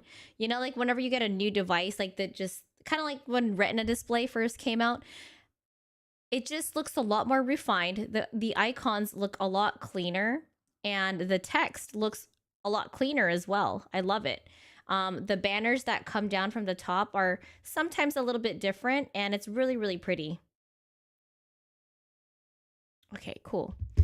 Yeah, I don't know. That guy was just getting really annoying. Like, just keep talking about like, oh yeah, people are definitely gonna use this phone for unsolicited dick pics. Like, can you shut up? Can you stop? Like, have a seat. No one cares. You're not funny. Okay, iPhone. I peek on. iPhone 15. I don't know everything about the iPhone 15 yet. I did read a little bit of it, but let's go check it out. Also, I have kind of something to ask. Do you guys care about what color your iPhone is? And if so, why? Why do you want the white iPhone? Why do you want the pink iPhone when you're probably just either going to use a phone case that doesn't allow you to see the phone color unless you use a clear case? I love phone cases. I never get a clear one. I always get different phone cases and stuff, so I don't see the point of getting a specific colored. Oh, okay, here we go. All right, so today I got a hold of and got to poke around the new iPhone 15 and the iPhone 15 Pros. I do remember flying here and I'm thinking, what could Apple possibly do? Like, what could they possibly introduce with a new iPhone, the 23rd iPhone, that's actually interesting? Now, there is more stuff than just the iPhone that was mentioned at this Wonderlust event that Apple hosted, including some stuff that straight up wasn't mentioned on stage at all. J, I really appreciate it. It's totally okay. We're just gonna stick with this review. It's totally okay. I'm just gonna use this one. So we'll get to that, but this is just the new iPhone stuff. So stay tuned and get subscribed to see the rest. But let's just talk about the new iPhone 15. That's how I feel, low-key. I don't understand the logic with that. Look at all this stuff through. Coming into this, basically everything Apple just added to their newest flagship phones. Do I keep my old phone cases? Yes, I do. Falls into two buckets. It's either something we've already seen in some other phone. Like, see, that is a cute color. Like the cloud pink for iPhone, which is not even available in iPhone 15 Pro Max. But you're going to use a phone case. So what is the hype? I don't understand the hype with this. For years, or it's some ecosystem feature that only works with other iPhones. Hi, Kuya. Which is not necessarily a bad thing, but it's just a lens to look through. People this stuff do be at, raw dogging their phone. So this. Okay, hold on. I do know a lot of people that do raw dog their phone. You should never be investing in a $1,500+ phone and not put a phone case on it. I don't care how filthy rich you are. That just makes you stupid. Why would you not put a phone case and a protective screen on this? This is the iPhone screen 15. protector. There's the same two sizes again, iPhone 15 and iPhone 15 Plus. And yeah, you know, there's some small changes like the slight soft corner radii on the aluminum rails and the one-piece glass back fading between a lighter and darker version of the same color, like this new pink one. It's pretty seamless. Also, satin soft touch backs across the whole lineup instead of glossy. I definitely like that. But the big headlining feature, really, is it's USB now. Lightning is officially dead. These new iPhones are all USB-C across the board. Now, Finally! on one hand, this is a huge deal. Like, there's only ever been one port change in the iPhone ever. Back in 2012, we went from that 30-pin connector thing to this new Lightning thing, which we've had ever since. That. And now the second one ever is USB Type-C. But on the other hand, it's just USB. Like, it's the same port all these other laptops and tablets all over the planet have had for the past couple years. I'm excited for you, hubby. Year or two before. By the way, I threw you under the bus. I snitched on you. I told them you didn't back up your phone since 2020. The whole lineup, like the baseline cheap iPad and the iPhone SE and everything else gets USB-C. But yeah, I don't know. we knew it was coming, but it's still kind of surreal to look at an iPhone and see a USB port on it. So Yeah, what does that is this kinda enable? crazy. It's the real question, right? First of all, it's the one cable that you can ideally use to charge all your stuff. For so everything. Your Mac, your iPad, your iPhone, your friend's Android phone, the new AirPods, which just got a new USB-C case, all that stuff, one cable. Oh, and now you can charge accessories like the new AirPods with the wire. So there's no wireless reverse charging right now, but that C2C cable that comes in the box, you can like plug it into the iPhone, plug it into the AirPods, and charge the AirPods up from the iPhone battery. You can have 2 iPhones with a USB-C port and use one as a battery bank for your other iPhone, whichever has the least amount of battery.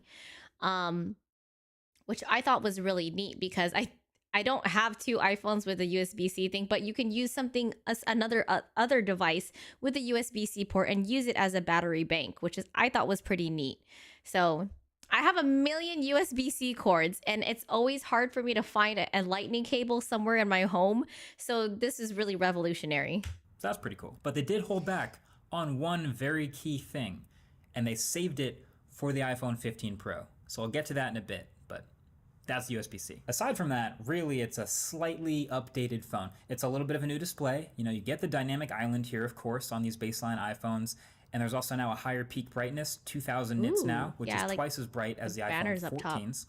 And there's a new camera. The primary camera is now a 48 megapixel chip, presumably the same one that was in the iPhone 14 Pro last year, and all the benefits that come with that. And then the rest of the phone really follows that same formula. They do this thing where the new baseline phone is basically last year's Pro phone repackaged. So it inherits the same A16 Bionic chip from last year's Pro phone. The coolest feature of this phone, though, and you know it's also in the Pro phone, but I still think it's pretty solid, is the camera has this new next generation portrait mode. But basically it automatically detects when there's a subject in a photo and captures all of the depth information needed to be able to turn it into a portrait mode photo later. So you don't have to remember to switch it to portrait mode necessarily every time. And if you ever forget but want to add that blur later, you can do it with high quality results. I feel like they should have done that a long time ago. I never even use the portrait mode, to be honest, because it's like a fake. I feel like portrait mode is like a fake depth of field or fake, you know what I mean? Fake aperture.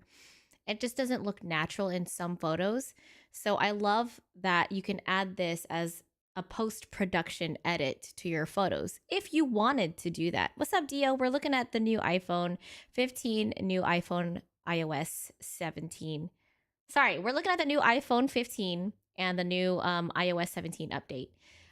By the way, we're looking at the iPhone 15 Pro. This is not the iPhone 15 Pro Max. And like I said, the pink one only comes in Pro, not Pro Max right now. So that's He cool. said, "Hey, Daddy." Aside from that, the rest of the phone, I mean, it's the You can use Google Photos on iPhone, yes. It's just it's an independent app that you have to download. Hi, Sean. same thing, right? Same sizes, guys, same ceramic shield, same dust and water resistance, and same starting prices. $799 for the 15 and $899 for the 15 Plus. So then there is the Pro phones, the iPhone 15 Pro and 15 Pro Max. There is some more new here. A lot of it I'm actually gonna want to test just to see if it's actually what they say, but make sure you get subscribed to see those full reviews when they come out later this month and we can figure out if the phones are worth Dio. it. But basically, it's not bleeding edge stuff that we've never seen before. It's just welcome stuff. And those are mostly in build quality, the chip inside, and the cameras. So let's just start with the chip inside. First of all, it's a brand new chip that's called the A17 Pro. It's the first time they've used the word Pro in an iPhone chip, and it's their first 3nm chip, so it promises some performance and efficiency improvements as a result. I think they said it's like 10% faster, high performance cores, and the neural engine's up to twice as fast, a bunch of other stuff. Not sure how Dio, I don't know. There are people who are right-handed or left-handed, and you can switch it with the iPhone much watch. of this you'll Is he actually wearing an notice in iPhone everyday watch? use, but hey, future-proofing and headroom is never a bad thing, so this is clearly a powerful chip. They showed a demo of a game with like faster ray tracing, which isn't new, but you know, it helped make their point. But the interesting thing to note here with this chip is they mentioned the chip has a new USB 3 controller on it, which means the 15 and 15 Plus don't have that. So basically that means the Pro iPhone's USB-C port actually gets upgraded USB 3 speeds, the faster data transfer speeds, up to 10 gigabits per second. Okay. But USB the base 3 iPhones without speeds. that controller, they get USB-C, but they're going to be stuck at USB 2.0 speeds. Dio. Basically the same we've always had with Lightning, like 480 megabits per second. Now this probably won't make a real difference to most people. Oh my God, Like, Paradox, I don't know when the that last time joke. you plugged your phone in was, but I just it's kind got of a it bummer too, that Dio. not all of the benefits of USB-C come to all of the phones. But for the Pro phones that are going to be shooting more ProRes video or Pro RAW photos, I mean, it takes forever. If you've shot this stuff like I have, you know it takes forever to get those off of the phone because they're big files. So I kind of wish they'd gone all the way. I wish they'd done Thunderbolt speeds, 20, 30, 40 gigabits per second. But Hi, Trey. yeah, Thanks for it's that just little gonna be tidbit. USB 3. Is this something that Apple just can't change? Because I hate it. When I transfer files, for example, or export it, or kind of like upload it to my Google Drive, for example, the actual movie file is in like MOV, and then the photos are like HEIC. I looked up those file types. I kind of know and don't remember what I read also at the same time. But I think that's like one of the most frustrating things about being a content creator is that you actually have to convert these files into JPEG or PNG. And it's just kind of irritating. It's like an extra step that I have to do in content creation whenever I use iPhone media. Does that ever bother any of you guys? Because I hope that they change that. I don't know. On the Pro iPhones and USB 2 on the base iPhones. You know it is disappointing though? This man went to No great. fast charge.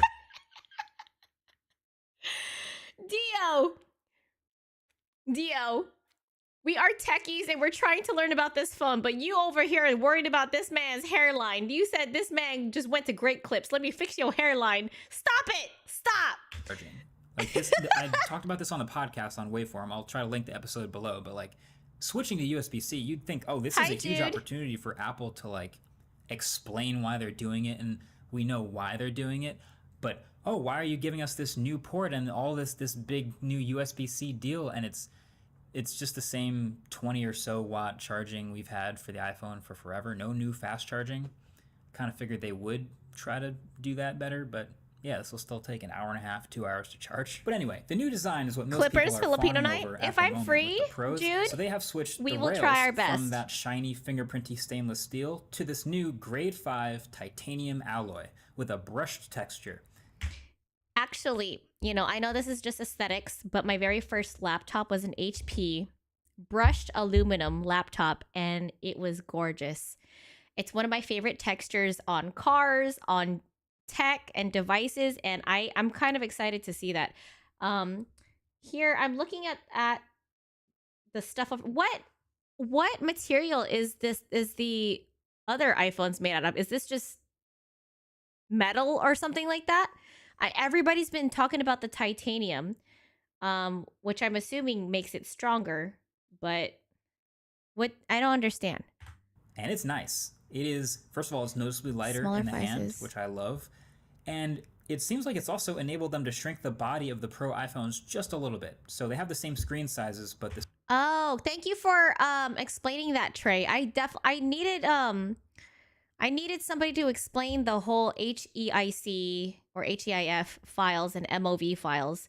That's why when you send it to like an Android phone, that's why it looks like the quality's fucked up, because it's not, you know, it's not in like MP4 or JPEG, PNG file or whatever. the screens now get even closer to the edges. And there's I agree even with that, thinner, Paradox. Slightly thinner bezels, and I actually do notice that. Now, a lot of people are also quoting stronger as one of the benefits too, but I really don't think this is going to make as much of a difference as people are thinking. Like, the Pro iPhones have had this stainless steel rails for a while now. I've dropped this phone, as you know, I don't have a case, on the ground. I've dented the stainless steel rails. It's fine. It doesn't break. It's not the stainless steel that breaks. It's the glass.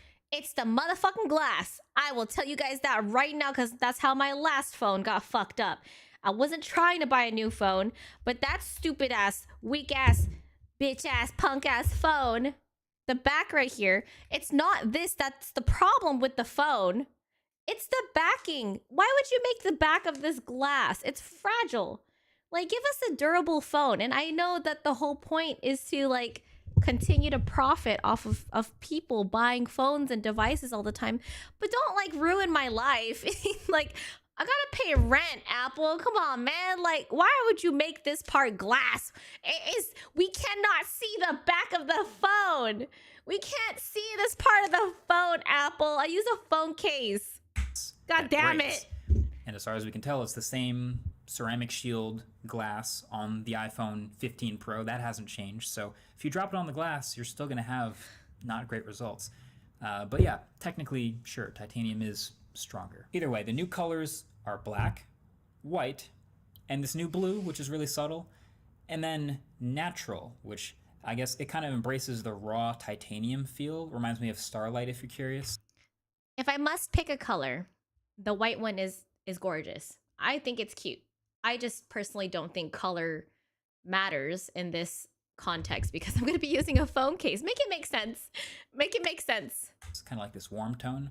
Weirdly, I think I excuse like me. it the most. But also something else Apple said on stage, and this is pretty quick, so you Yeah, might not even wireless pick it up, charging but they works did with mention specific that They have cases. redesigned a bit of the interior of the chassis to make the back glass more replaceable. So it's a more repairable iPhone design. Technically, it's a small thing. It's just one little step, but it's a step in the right direction for a more repairable iPhone. But my favorite feature, and before we get to any of the cameras, I honestly think this is my favorite feature, is the new action button.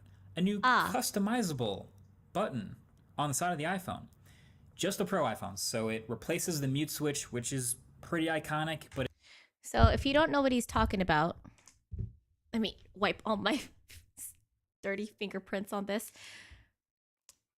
Can you can you see the very top button? That is the current action button, and it basically switches this way and it switches that way, and it enables you to switch from, like, you enable silent mode or disable silent mode. I always have my phone on silent mode because I'm very sensitive to sounds, and the whole texting, like tick, tick, tick, tick, tick, tick, it drives me nuts. I don't like hearing notifications. I'd rather just visually see it. So anyway, yeah, let's hear about the action switch, it's in action the button. same spot as the mute switch, and it's actually customizable. So it's a pretty small button, basically about the same size as the switch, and by default, it actually behaves just like the mute switch did. So you actually hold it down to switch between muted or ringer on. Great. But if you dive into the settings, there's actually a section for this action button. I don't really like and that. It's actually really in-depth and super solid. It basically lets you go through and pick the function of the button. And there's way more here than I expected. So you can keep the mute switch on, or you can have it switch you in and out of a certain focus mode, like do not disturb, or you could pick Okay, whichever I other one kind you of like want. that. You could also have it auto-launch the camera I and like pick that a whichever lot. camera mode it opens. Because it takes me an extra step. I know this sounds so lazy, but one thing I hate about trying to constantly get photos because I'm a content creator is that I have to switch. Son of a bitch. I mean, it's not a big of a deal. It's very simple. And, you know, like people who I need to take photos with me, or for people who I need them. Sorry, I cannot talk. Sometimes at car shows, I need other people to take footage of me. And without having to go into my passcode, it's nice that they can just swipe and then go to my camera. For some reason, I kind of like the action button capability in order to get to my camera. However, it's almost no different than going, and then not that. Stop, CZ. What are you doing? It's almost no different than just simply swiping for the camera. So You could also I don't do know. flashlight turning on or opening up voice memos, or it can toggle the magnifier. Or the last option actually is you can have it trigger a Siri shortcut, which, as you know, can technically do almost anything, including basically launching any app on your phone.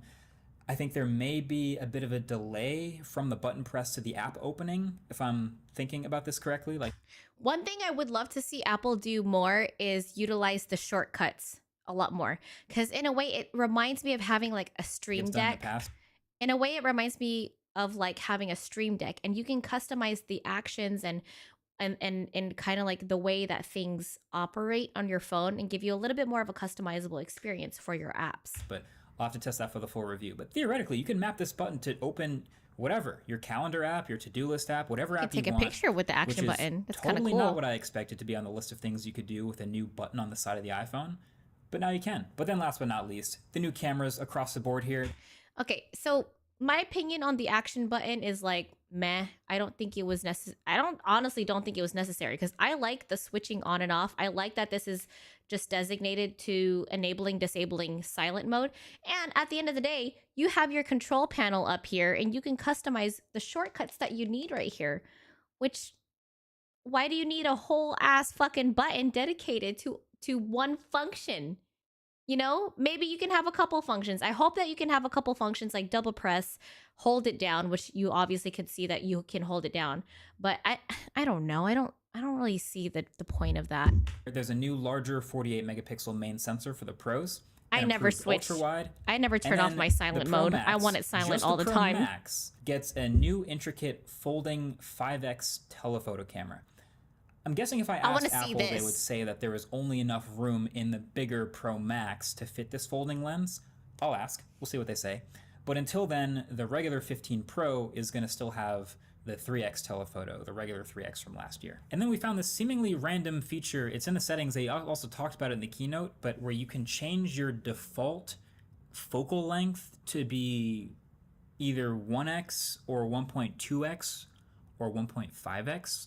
for some reason. So it's buried in the middle of the camera settings, but you can tell it to default to one of these specific 3 focal lengths. That's kinda So cool. If you switch back to the camera app, that 1x button is now always going to take you to the new focal length that you've I love that because sometimes we all some of us use only wide angle, some of us just really love the basic standard angle or like lens focal point. I know a lot of people who only use wide angle. One thing I hope that they fix is when you go into wide angle. Hello, nice to meet you. Thank you for the follow. One thing I hope that they fix is that when you go into wide angle, the 0.5 focal length, that it doesn't degrade the quality of the image that you're taking, because I noticed that it does do that. When you go back to the 1x focal point, it's like normal.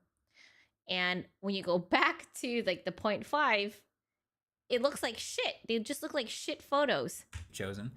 And you can still get to 1x or whatever other focal length you want, but I just found that interesting. So maybe if you somehow... So when you go into wide angle mode like that, it just completely like...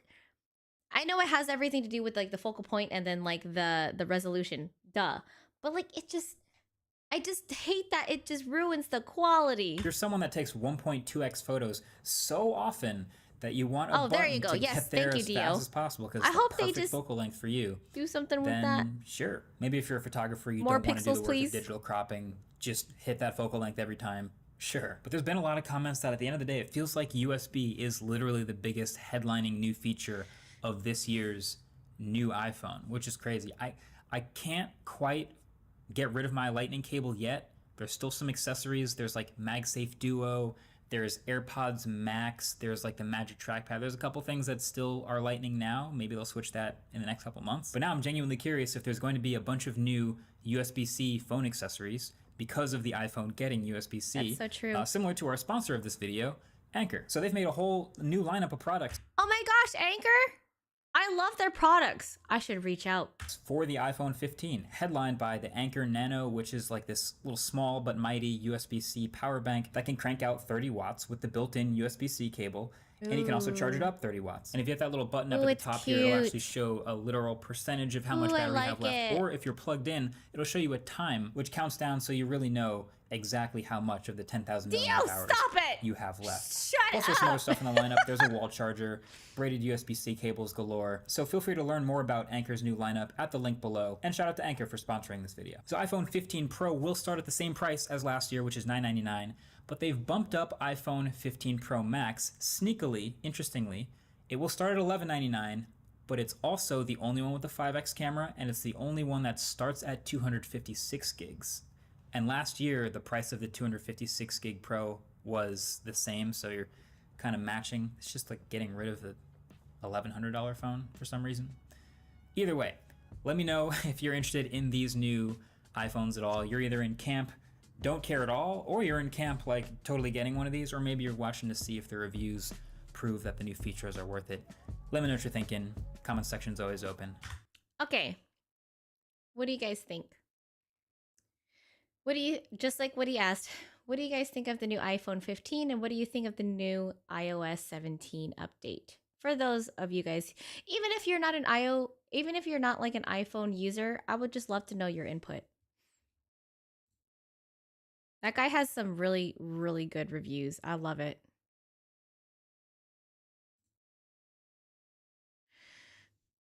No, Dio, I don't want your goddamn opinion. Go keep sipping that tea. All you gonna talk about is this man's poor. You gonna talk about this poor man's hairline and his nappy ass hair. Stop it. Apple's been taking my money. Fuck it. As soon as I found out, like Matt's the first one that told me that they're upgrading the iCloud storage, and I immediately upgraded. I would only upgrade if I had a 3-5-year-old model. That makes a lot of sense. That I totally agree with that, Trey. I think that I mean, as a content creator, look, I think what really justifies me buying, which I'm gonna just trade in, which I actually don't need to spend a lot of money. I just need to pay this phone off to upgrade. What's it called?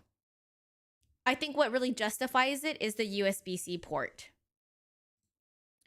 Yeah. I think what really justifies the upgrade to iPhone 15 Pro Max is, or just iPhone 15 in general, is the USB-C port, because I have a shit ton of USB-C cables that I need to utilize and not enough lightning cables. I hate it so much. You have to pay a premium just to use lightning cable stuff, accessories. I was at the keynote where Steve Jobs unveiled the first iPhone. Oh, cool. That's history, Kuya J. He said, like, cut. It wouldn't kill him to brush it, pick it, comb it. I think people, look, I'm not trying to judge or anything but like that, but I believe some people in the Black community leave their hair natural like this so that they could grow their hair. They're either waiting to get locks or just cornrow it or just something to style their hair, and you gotta let your hair grow. The USB-C is going to be great. However, I'm going to get the Pro Max. I always get the Pro Max. I feel like as a content creator, and my assistant told me this before, which he has a great point. As somebody who is, it's my job to stay up to date within the media space and social media space, circle, bubble, whatever the fuck you want to call it, cult. I like to get the new latest tech. So I think it's kind of cool to do that. So I'm going to be going for the Pro Max. However, I wanted to ask you guys, let's see. I wanted to ask you guys, should I get the 256 gig or the 512 gig? I don't think getting the 1 terabyte gig, I don't think I can justify that considering that I've upgraded with the iCloud storage. So what do you guys think? Should I save my money and go with 256 gig, or should I go ahead and go with the 512 gig?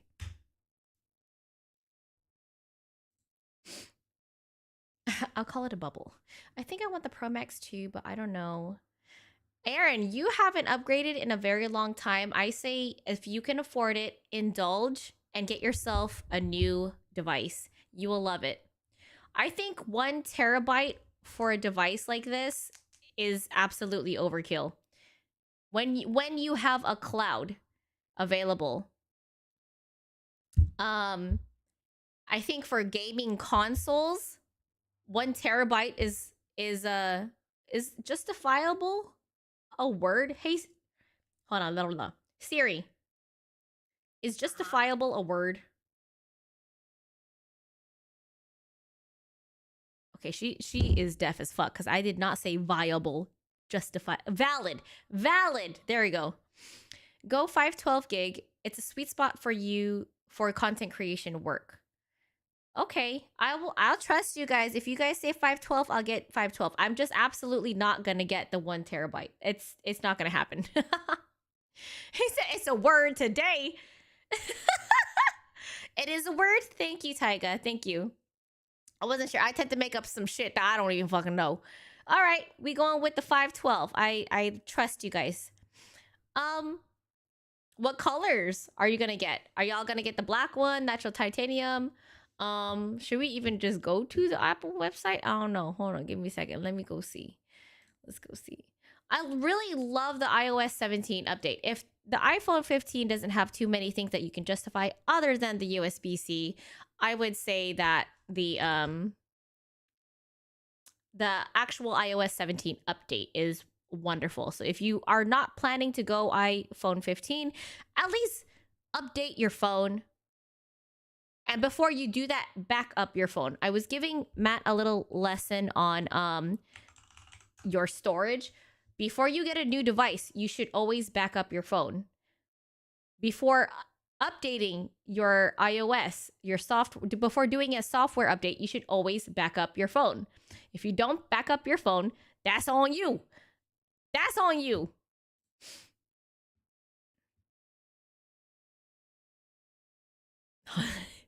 Hold on, I kind of like you guys.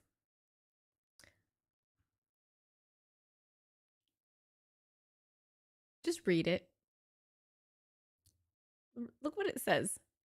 iPhone 15 Pro, titanium, so strong, so light, so pro.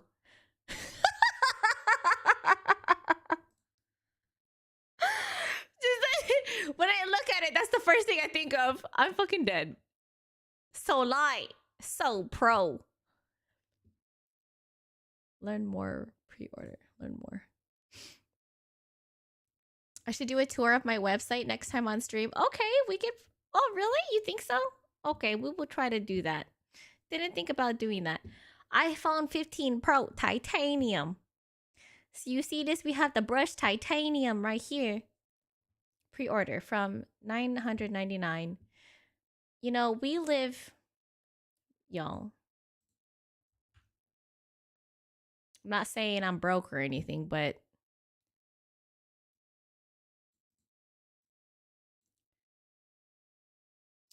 we live in a goddamn simulation. You only see these numbers in a video game. This is wild. In what world do we live in now?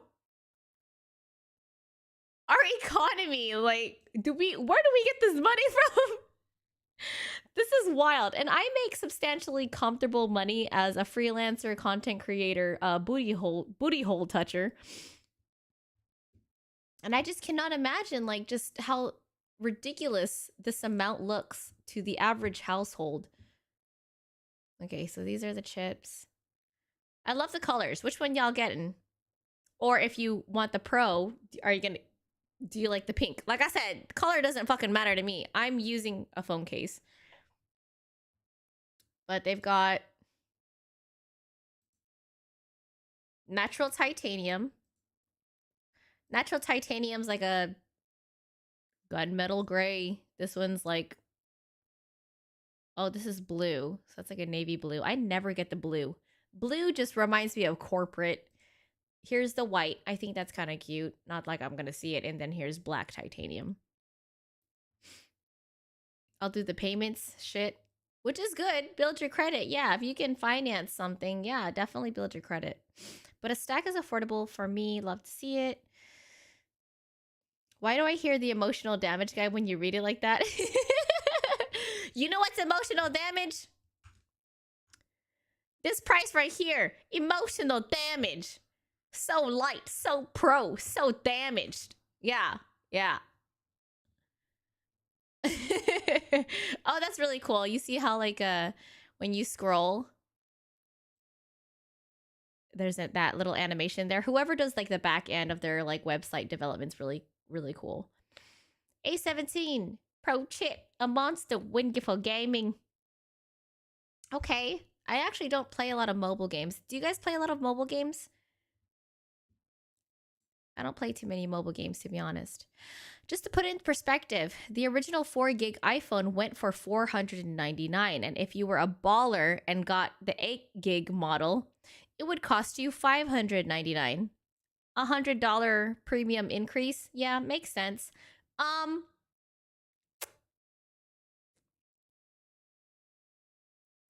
don't mean to throw Matt under the bus again. I don't allow links. Only for you can post it actually I think you can post wait. I don't think you can. Try posting it, Trey, because I think it's blocked on the Kick chat, but I have a restream chat. It might show up on the restream chat.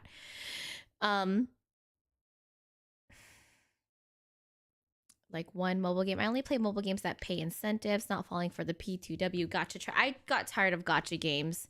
It's just too much money. Yeah, anyway, going back to Matt.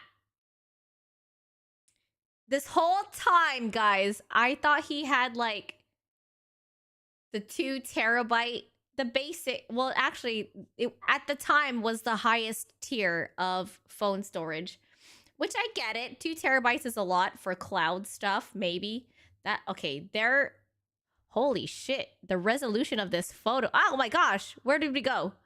Wait, where did the lizard go? Whoever took this photo for them, that, the resolution of this photo is amazing. Is that why it took so long for the website to load? Wow, that's a gorgeous photo. They make it seem like the website is the phone. Okay, that's genius marketing. That is amazing marketing. Look at just the quality of this.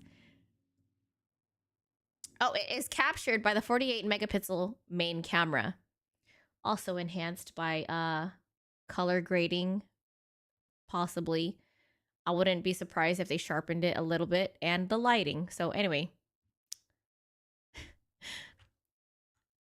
A great iguana captured by the 48 MP main camera. Okay. 0.5x ultra wide macro. Okay, beautiful. I hope the pixels look way better. Ultra wide, 13 millimeter. Beautiful. God, they really know how to enhance these website photos. Okay, gorgeous. 2 times 48 millimeter, 120 millimeter. Okay. I'm excited to see the 5 times the 120 telephoto, because when you also zoom in, they've really evolved their zoom. So I'm kind of curious to see that. Hi, Alec. I'm doing good. How are you? I bet he could bench press me. That lizard looks strong as hell.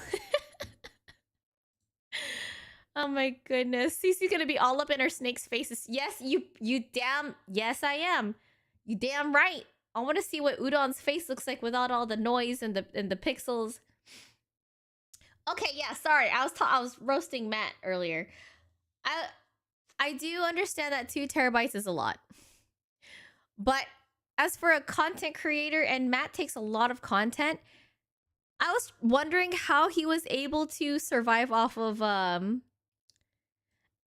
was trying to figure out like how he was able to survive off of 50 gigs of iCloud memory. I just don't think that's enough at all. 50 gigs? 50 gigs?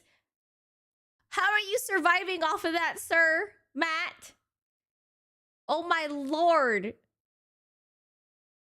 And he was filming in like 4K. I'm like, how were you able to stuff that much content into your iCloud?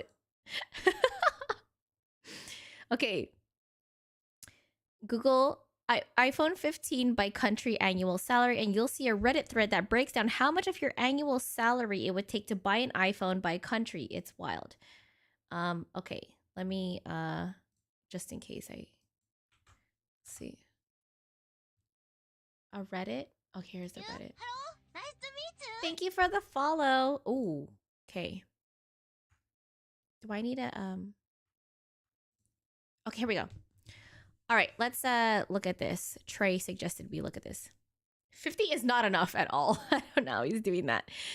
The iPhone 15 index. How much of a yearly salary you need to spend to afford an iPhone 15 around the world? Myanmar, 89.97%. How much of your yearly salary you need to spend? So you need to spend about 90% of your yearly salary. 90% in order to afford an iPhone 15. Do they show like the median? Do they show the median? It would kind of be helpful if they showed the median. Oh, look, Philippines. Huh, okay, well, Philippines is not that low, I guess, on the thing. Of your annual salary. Wow. China, Costa Rica, Latvia, Czech Republic, Japan. You need to spend 2.87% of your annual salary. Luxembourg. USA, here we go. 1.69% of your... I feel like that's a lie. Kind of. I don't know. So it says... interactive and full methodology. Okay, so I guess you can find more details here. Yearly salary based on yearly median salary. That's why I was asking what's the median salary for that.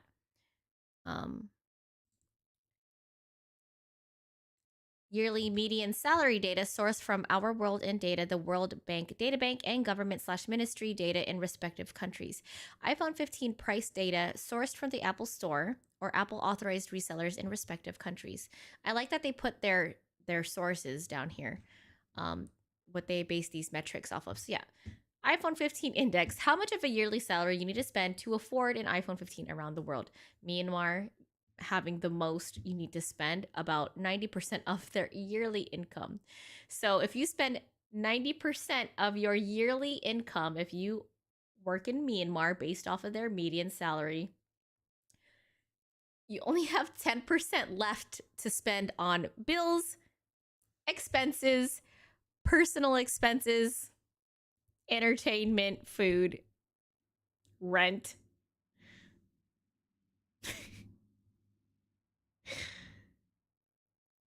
Why? Why do we live in this country? What world is this? We over here prioritizing iPhones. That means they... Okay, thanks for doing the math, Joseph. So Joseph did the math for us. It says that means they make around $1,300 all year. Oh my God. So a Myanmarian, if that's the term, forgive me. Chat said it, I didn't. With an iPhone 15 is getting treated like Elon Musk. Subjectively, probably yes. We take a lot for granted. Absolutely, I agree. Wouldn't you also need to take an exchange rate into consideration as well? I suppose. I don't know what currency that they're basing this off of. Good eyes, Kuya J, because I don't think they even said anything about that. But this is the full version. If you want to see more, it says see compareddial.com iPhone 15 index for interactive version and full methodology. So I think there's more details on that. That's absolutely not enough for them, Aaron. Absolutely not. A year. We're not talking about monthly income. We're talking a year. So based off of Joseph's number. Okay, there you go. So Joseph's doing all the math for us. I might have to move. Not you're living in the street by the light of your new phone. Oh my God. The only electricity you're using to support your entire life is based off of your phone. So you better make sure you even have enough to get an... If you're spending 90% of your yearly income, bitch, you can't even afford the iPhone accessory. So how can you charge your phone? And if you travel, you need a battery bank. So how can you can't even buy accessories. That's so sad. You can't even buy the USB-C cable. That's so sad. I guess somebody's not eating dinner. Yeah, you can't even eat at McDonald's, Dio. You're gonna have to, I don't know, you gotta really make use of that dollar menu. McDonald's, that's where you charge it. What if you don't have a charger? You can't afford the charger. McDonald's has power outlets and free Wi-Fi. You're gonna have to go to some place like here in OC. We have Rodeo 39, and they have charging stuff on the, I think so, on the table or something, like, I don't know, a fucking gaming cafe. You're gonna have to go to a cafe to charge your phone. You guys, this is just for the phone. You can't even afford the iCloud storage.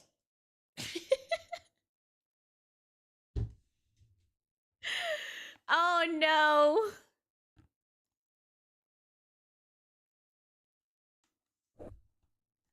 Spend the other 10% on a charging block. Oh my god, you can't even survive. Myanmar, my heart goes out to you. My god, like, shit. Oh no, I'm not seeing the vision. Y'all on some ghetto shit. No. If they were smart, if they was smart, they would buy the iPhone 15, resell it on eBay for twice the price, and then they're rich, kicking it up in Myanmar. Hey, okay. There we go. We got some hustler logic right there. I feel it. You can, yeah, okay. They're estimating annual income in the US at around $60,000 a year. Wow. You know, you guys ever can we, now that we're speaking about money, I not poking fun at anybody. I'm just saying that these videos amuse me.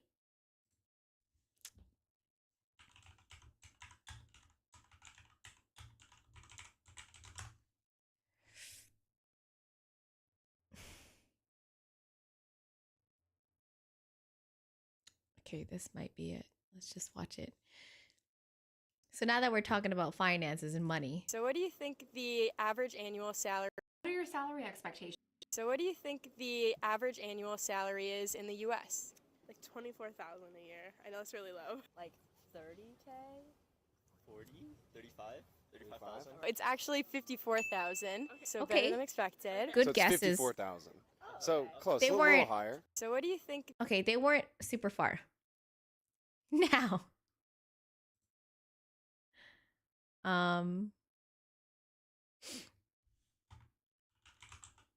These videos make me laugh all the freaking time. What percentage of men do you think make $150,000 per year? I'll say 50. What percentage of men do you think make $1 million a year? Maybe like 9%. What percent of men do you think make $500,000 a year? Maybe 10%. Miss Crypto Real Estate, what percentage of guys make $200K per year? Like 12. Any $200K per year, period. Maybe like 12%. Uh, Say 5. 5% of men make $150K per year? And do you think make $150K per year? 10 hours later. 30%. This was a very refreshing exercise because, quite frankly, in the United States, only 15% of Americans total, men, women, everybody, makes $100,000 a year. $150K per year, if it's a man, right, is way less than that. What percentage of men do you think make? You're not even gonna say the percentage? Okay, I always think that these videos are so interesting because we don't make, I mean, the average person, you know, we live on social media where all these people earn a lot of money for whatever reason, content, you know, otherwise. And it's it's just kind of crazy, like seeing like how much they think people make. Like there's some people, I think this one girl, for example, a long time ago said that they thought the average male income he makes, or like what's, I can't remember. They were like, Nate, give me a number. What's the minimum yearly income that you need a man to make in order to support you? And some girls said like 200K. Some girls said 300K. And I was like, do you know how hard it is in this economy to make 80K? 100K? Matt has to work his ass off for overtime and sacrifice so much just to reach 100K, which is impressive. With his line of work is absolutely impressive to reach 100K. There was a girl that I know. Let's go back to chat.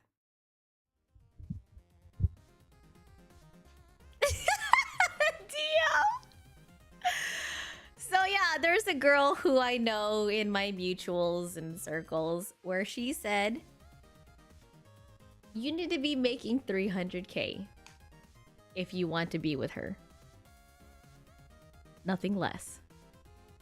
And I was like, are you serious? Are you serious? Do you know how difficult, do you know how rare it is to find somebody who makes even 6 figures for yearly income? Before taxes, before expenses. I remember when OnlyFans was new and a lot of people were signing up for it and they discovered something called a W-2. I was helping one of my friends sign up for OnlyFans and the first thing that came out of her mouth was, you have to pay taxes?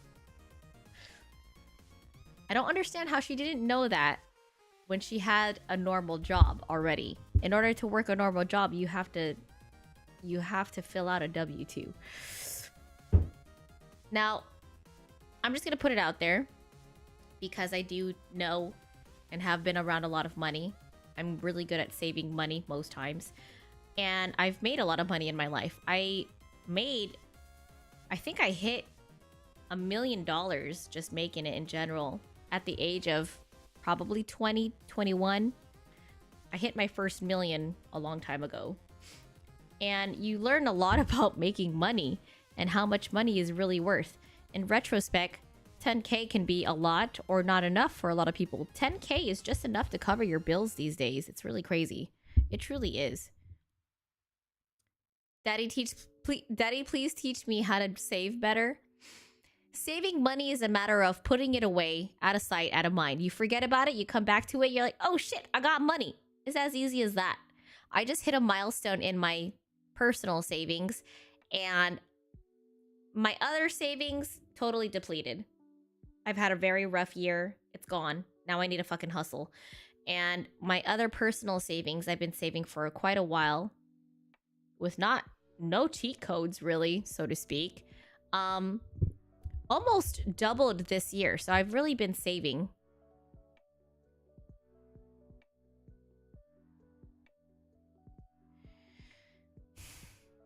There are women who say stuff like that on their dating profiles. Oh, they put that on their profiles? Are you serious? Becoming laughing stocks through memes. Okay, why would you put that on your profile? Oh my goodness, the amount of good men that you are just missing out on by putting that on your profile. Come on, man. Saving is literally all just discipline, 100%. Just not touching it no matter what. I agree. I totally agree, Spider-Man. Totally agree. The reason why I was able to build my personal savings is because, like, I forget about it. When you forget about it, when you're not thinking about money, you're not thinking about spending money. Period.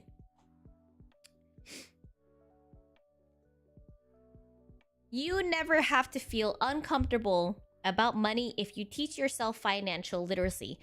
I preach this all the time. Money is just a tool. People put too much emphasis and too much value on a tool. It's just, money is just something that gets you from A to B. While it is very difficult to make money and to have the actual cash flow, using it, you can really do so much if you know how to use it. It's just a tool. Looks at my children. I guess those are my saving accounts. Yeah, that's pretty much an Asian family right there. My mom had to use my sister's college funds for I don't know what to pay off some sort of debt back in the day. So yeah. RIP. But it's not hard to save money, guys. It's not. It's hard to make money sometimes. Saving money, in my opinion, shouldn't be difficult. If you haven't already, and my assistant actually put me onto this, and this is actually where I did save. We talked about credit cards a little time ago, and I hope you guys took that stream to heart because it's very important. I think credit is one of the most important things you need to learn about. Okay, OBS is again not responding. Is my stream still going? Can you guys let me know if you guys can still see me?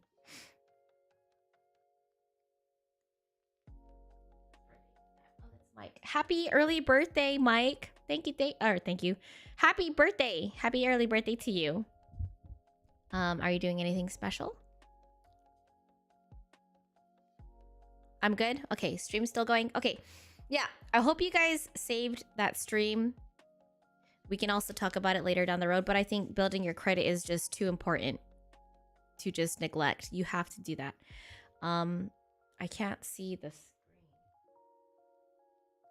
I'm proud of you, Dio. As long as your credit's going up, that's all that matters, for real.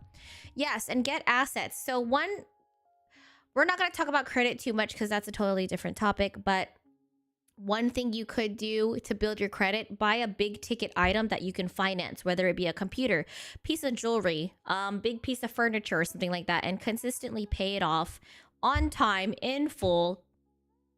Yeah. And you can easily build your credit that way. Have a couple cards open. Have it below your utilization rate, which I'm trying to work on right now because interest is a bitch. So yeah. So with saving money, if you haven't done this already, my credit actually used to be at 750. I fucked up. Gonna be very transparent with it. I fucked up and I'm trying to rebuild it back again. Now with saving money, like I said, for example, Aaron, if you're still new to financial literacy, I highly recommend you guys download Acorns or some sort of money saving app. Acorns is, in my opinion, pretty trustworthy. I haven't had any problems with it. Or with your existing bank, which I don't trust banks at all. I mean, but if you have Chase, for example, they're really good. Open up a separate savings account. Doesn't matter what bank you have. Open up a separate savings account and just put away $5, $10 if you can every day. 750 is good credit. 750 is it's not bad at all. I think when you reach 800, that's like fucking superb. You can get all the loans that you want, some really good loans. I think I could have done better than 750, but that was like the highest that I got. Yeah, so I think 600 and up is like adequate. 600 is like adequate. 500 is terrible. 700 and up is great.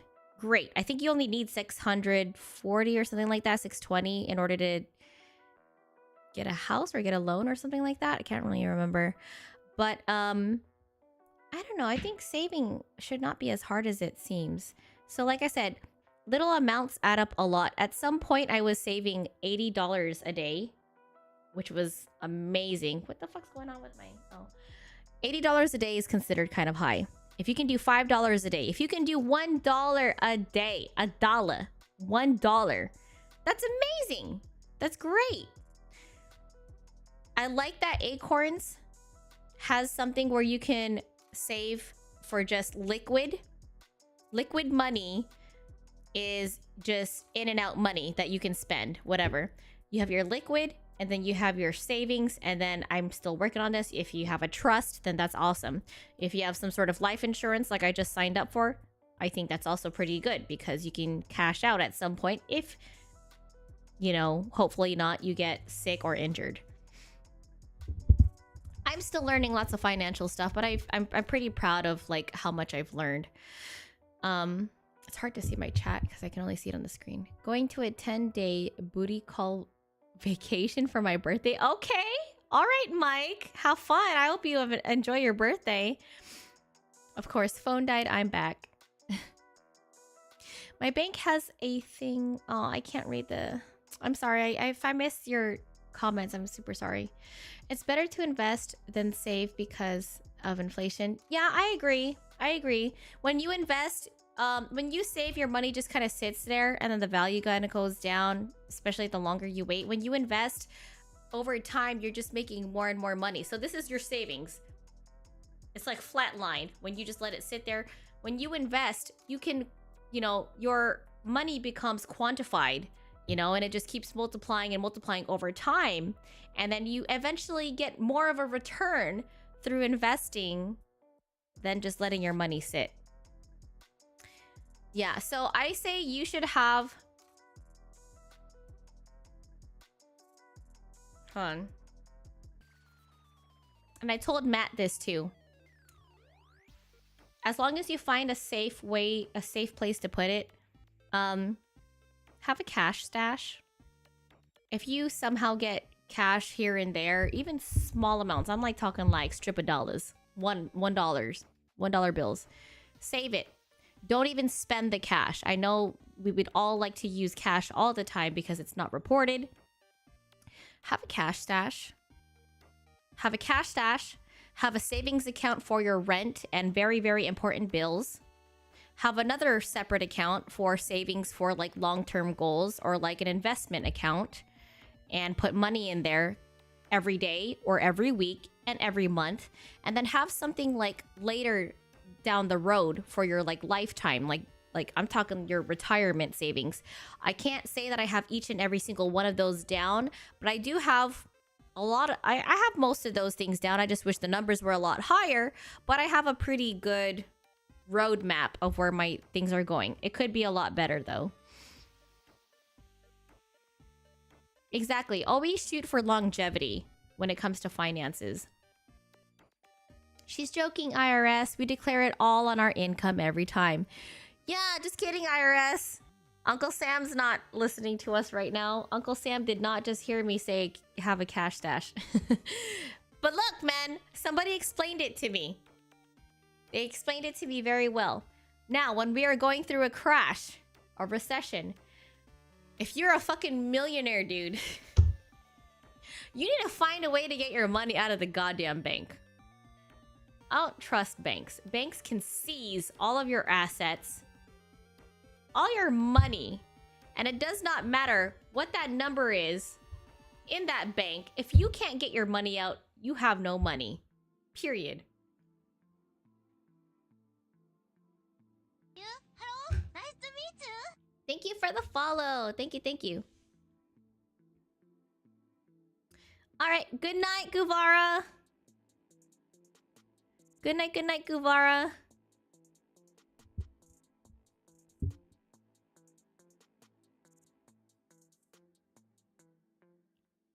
How to get a new bank account due to fraud issue. Always keep a few on me. Shit, that's why I'm in a credit union. Okay. You think Uncle Sam doesn't have a cash stash? Oh, he definitely does. Streets taught me that already. That's good, Dio. Yep, that's good. Always have a cash stash. The streets taught me that doesn't matter how flamboyant your life is. If you ain't got assets, you ain't got shit.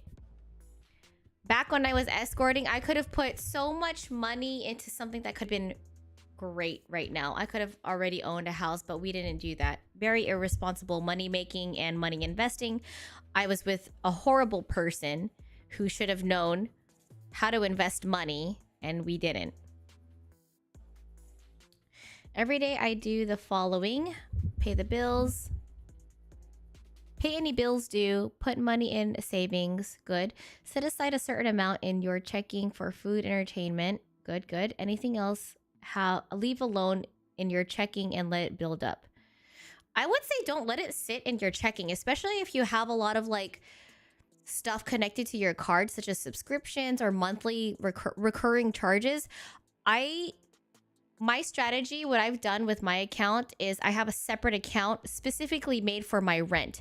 Any money that I get in, immediately I'll put it to that account until I have the amount that I need exactly for rent, and anything else is just extra. Or if like anything. Guvara, SMH, what is your problem? What's up? What you catching attitude about? What's it called? Yeah, I have a separate account just for rent, and that's it. And just don't put a lot of your money in the actual checkings account, because like when you start accruing expenses and stuff, like it's just gonna keep going and going. At least if you have it in like a separate account in savings, you can calculate how much you need to put in for whenever some transactions go through, you know? So that's kind of like my strategy. Definitely helps when like you have situations where you're overdrawn sometimes and your hard-earned money that just got processed and sent to you doesn't go directly to that. You gotta catch it real fast.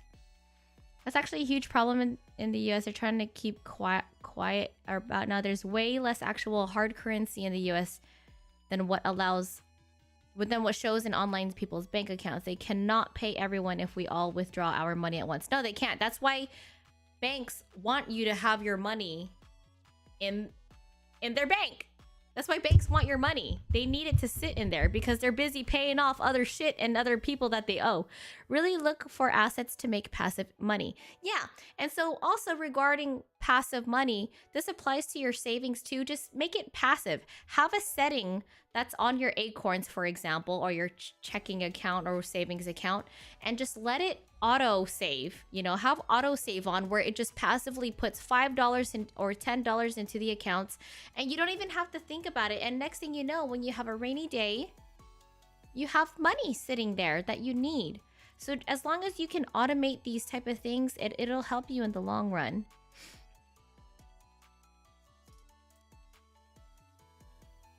Yeah, exactly, Joseph. So what banks do with your money, it's hilarious because I forgot where I watched it, but like when your money sits in the bank, your bank is using your money. That's why you can only withdraw a certain amount of money, because they're using it to pay off other fucking loans and expenses. That's what your money's being used for. Think about it. Like, if you have 100K sitting in the bank, you think that shit's just gonna sit in there? No, they're using your money.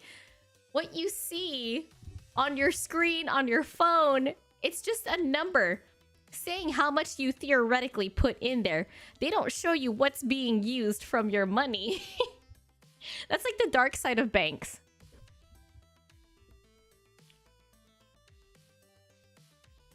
You've been following this user for 3 months. Oh, nice. My savings account was empty until I set up an auto transfer like that. That's good. That's good, Paradox. Yeah, I have auto transfer. I was trying to find a way. Like, I was kind of struggling with rent earlier this year because I was, as they call it, commingling, which you shouldn't be doing. It's kind of illegal when you commingle your expenses, and I need to figure out how to clean that up. I need to talk to my accountant to clean that up. But yeah. Oh my gosh, how did it get to 10 o'clock already?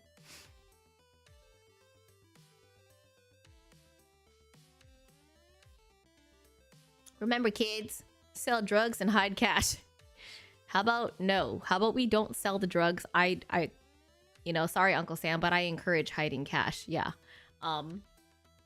Yeah, dude. Have a cash stash, guys. You don't know when we're gonna get into another out of the blue crash. And what do you know? You have like 20K saved up in your checkings or more, and you can't withdraw it. You can't withdraw all of it, because you're only limited to like a certain amount a day, 24 hours. You can only withdraw, say if you're a millionaire, bro, and you're trying to like get all of your money out of the bank. You can't do that. You'll have a limit every single day. I also find it hilarious how many racists screaming how evil China is, and China's a boogeyman. China owns the US. We're trillions of dollars in debt. Yeah, I feel like not a lot of people actually realize that. The US is in debt to a lot of other countries. We are a broke nation. They're really out to hurt us. They could collapse the economy. Yeah, they really could. I believe that. Learn crypto. Go look up the rule of 72. Oh, I should read that. I've heard of that. Always 5K cash for hospital trip. Would love to say I'm a millionaire. Yeah, but it's like Biggie said. That famous quote, "Mo money, mo problems." 8? Does that say 8 trillion in debt? Anyways, guys, I'm getting a little lightheaded. I'm a little tired today. I need a shower. I need to wash my butt. Tomorrow I have a very important business expo to go to. And yeah, I'm really excited. It's my first actual, I think this is my first marketing expo I'm ever gonna go to, and then the next day I have the train trip, and then I have Hot Pit. So anyways, my dears, I will see you guys. I may or may not be able to stream on Friday since I'm working and traveling. Yes, I've been drinking water. I'm actually gonna refill this and I have to eat dinner. I feel a little lightheaded because I haven't really eaten much today. Kind of regressing on my workouts, but I'm really trying to get back. I should check the new accounts. You should check their new accounts they have. First Tech Federal Credit Union is awesome. Should I join a credit union? I don't know. I keep hearing about that. Anyway.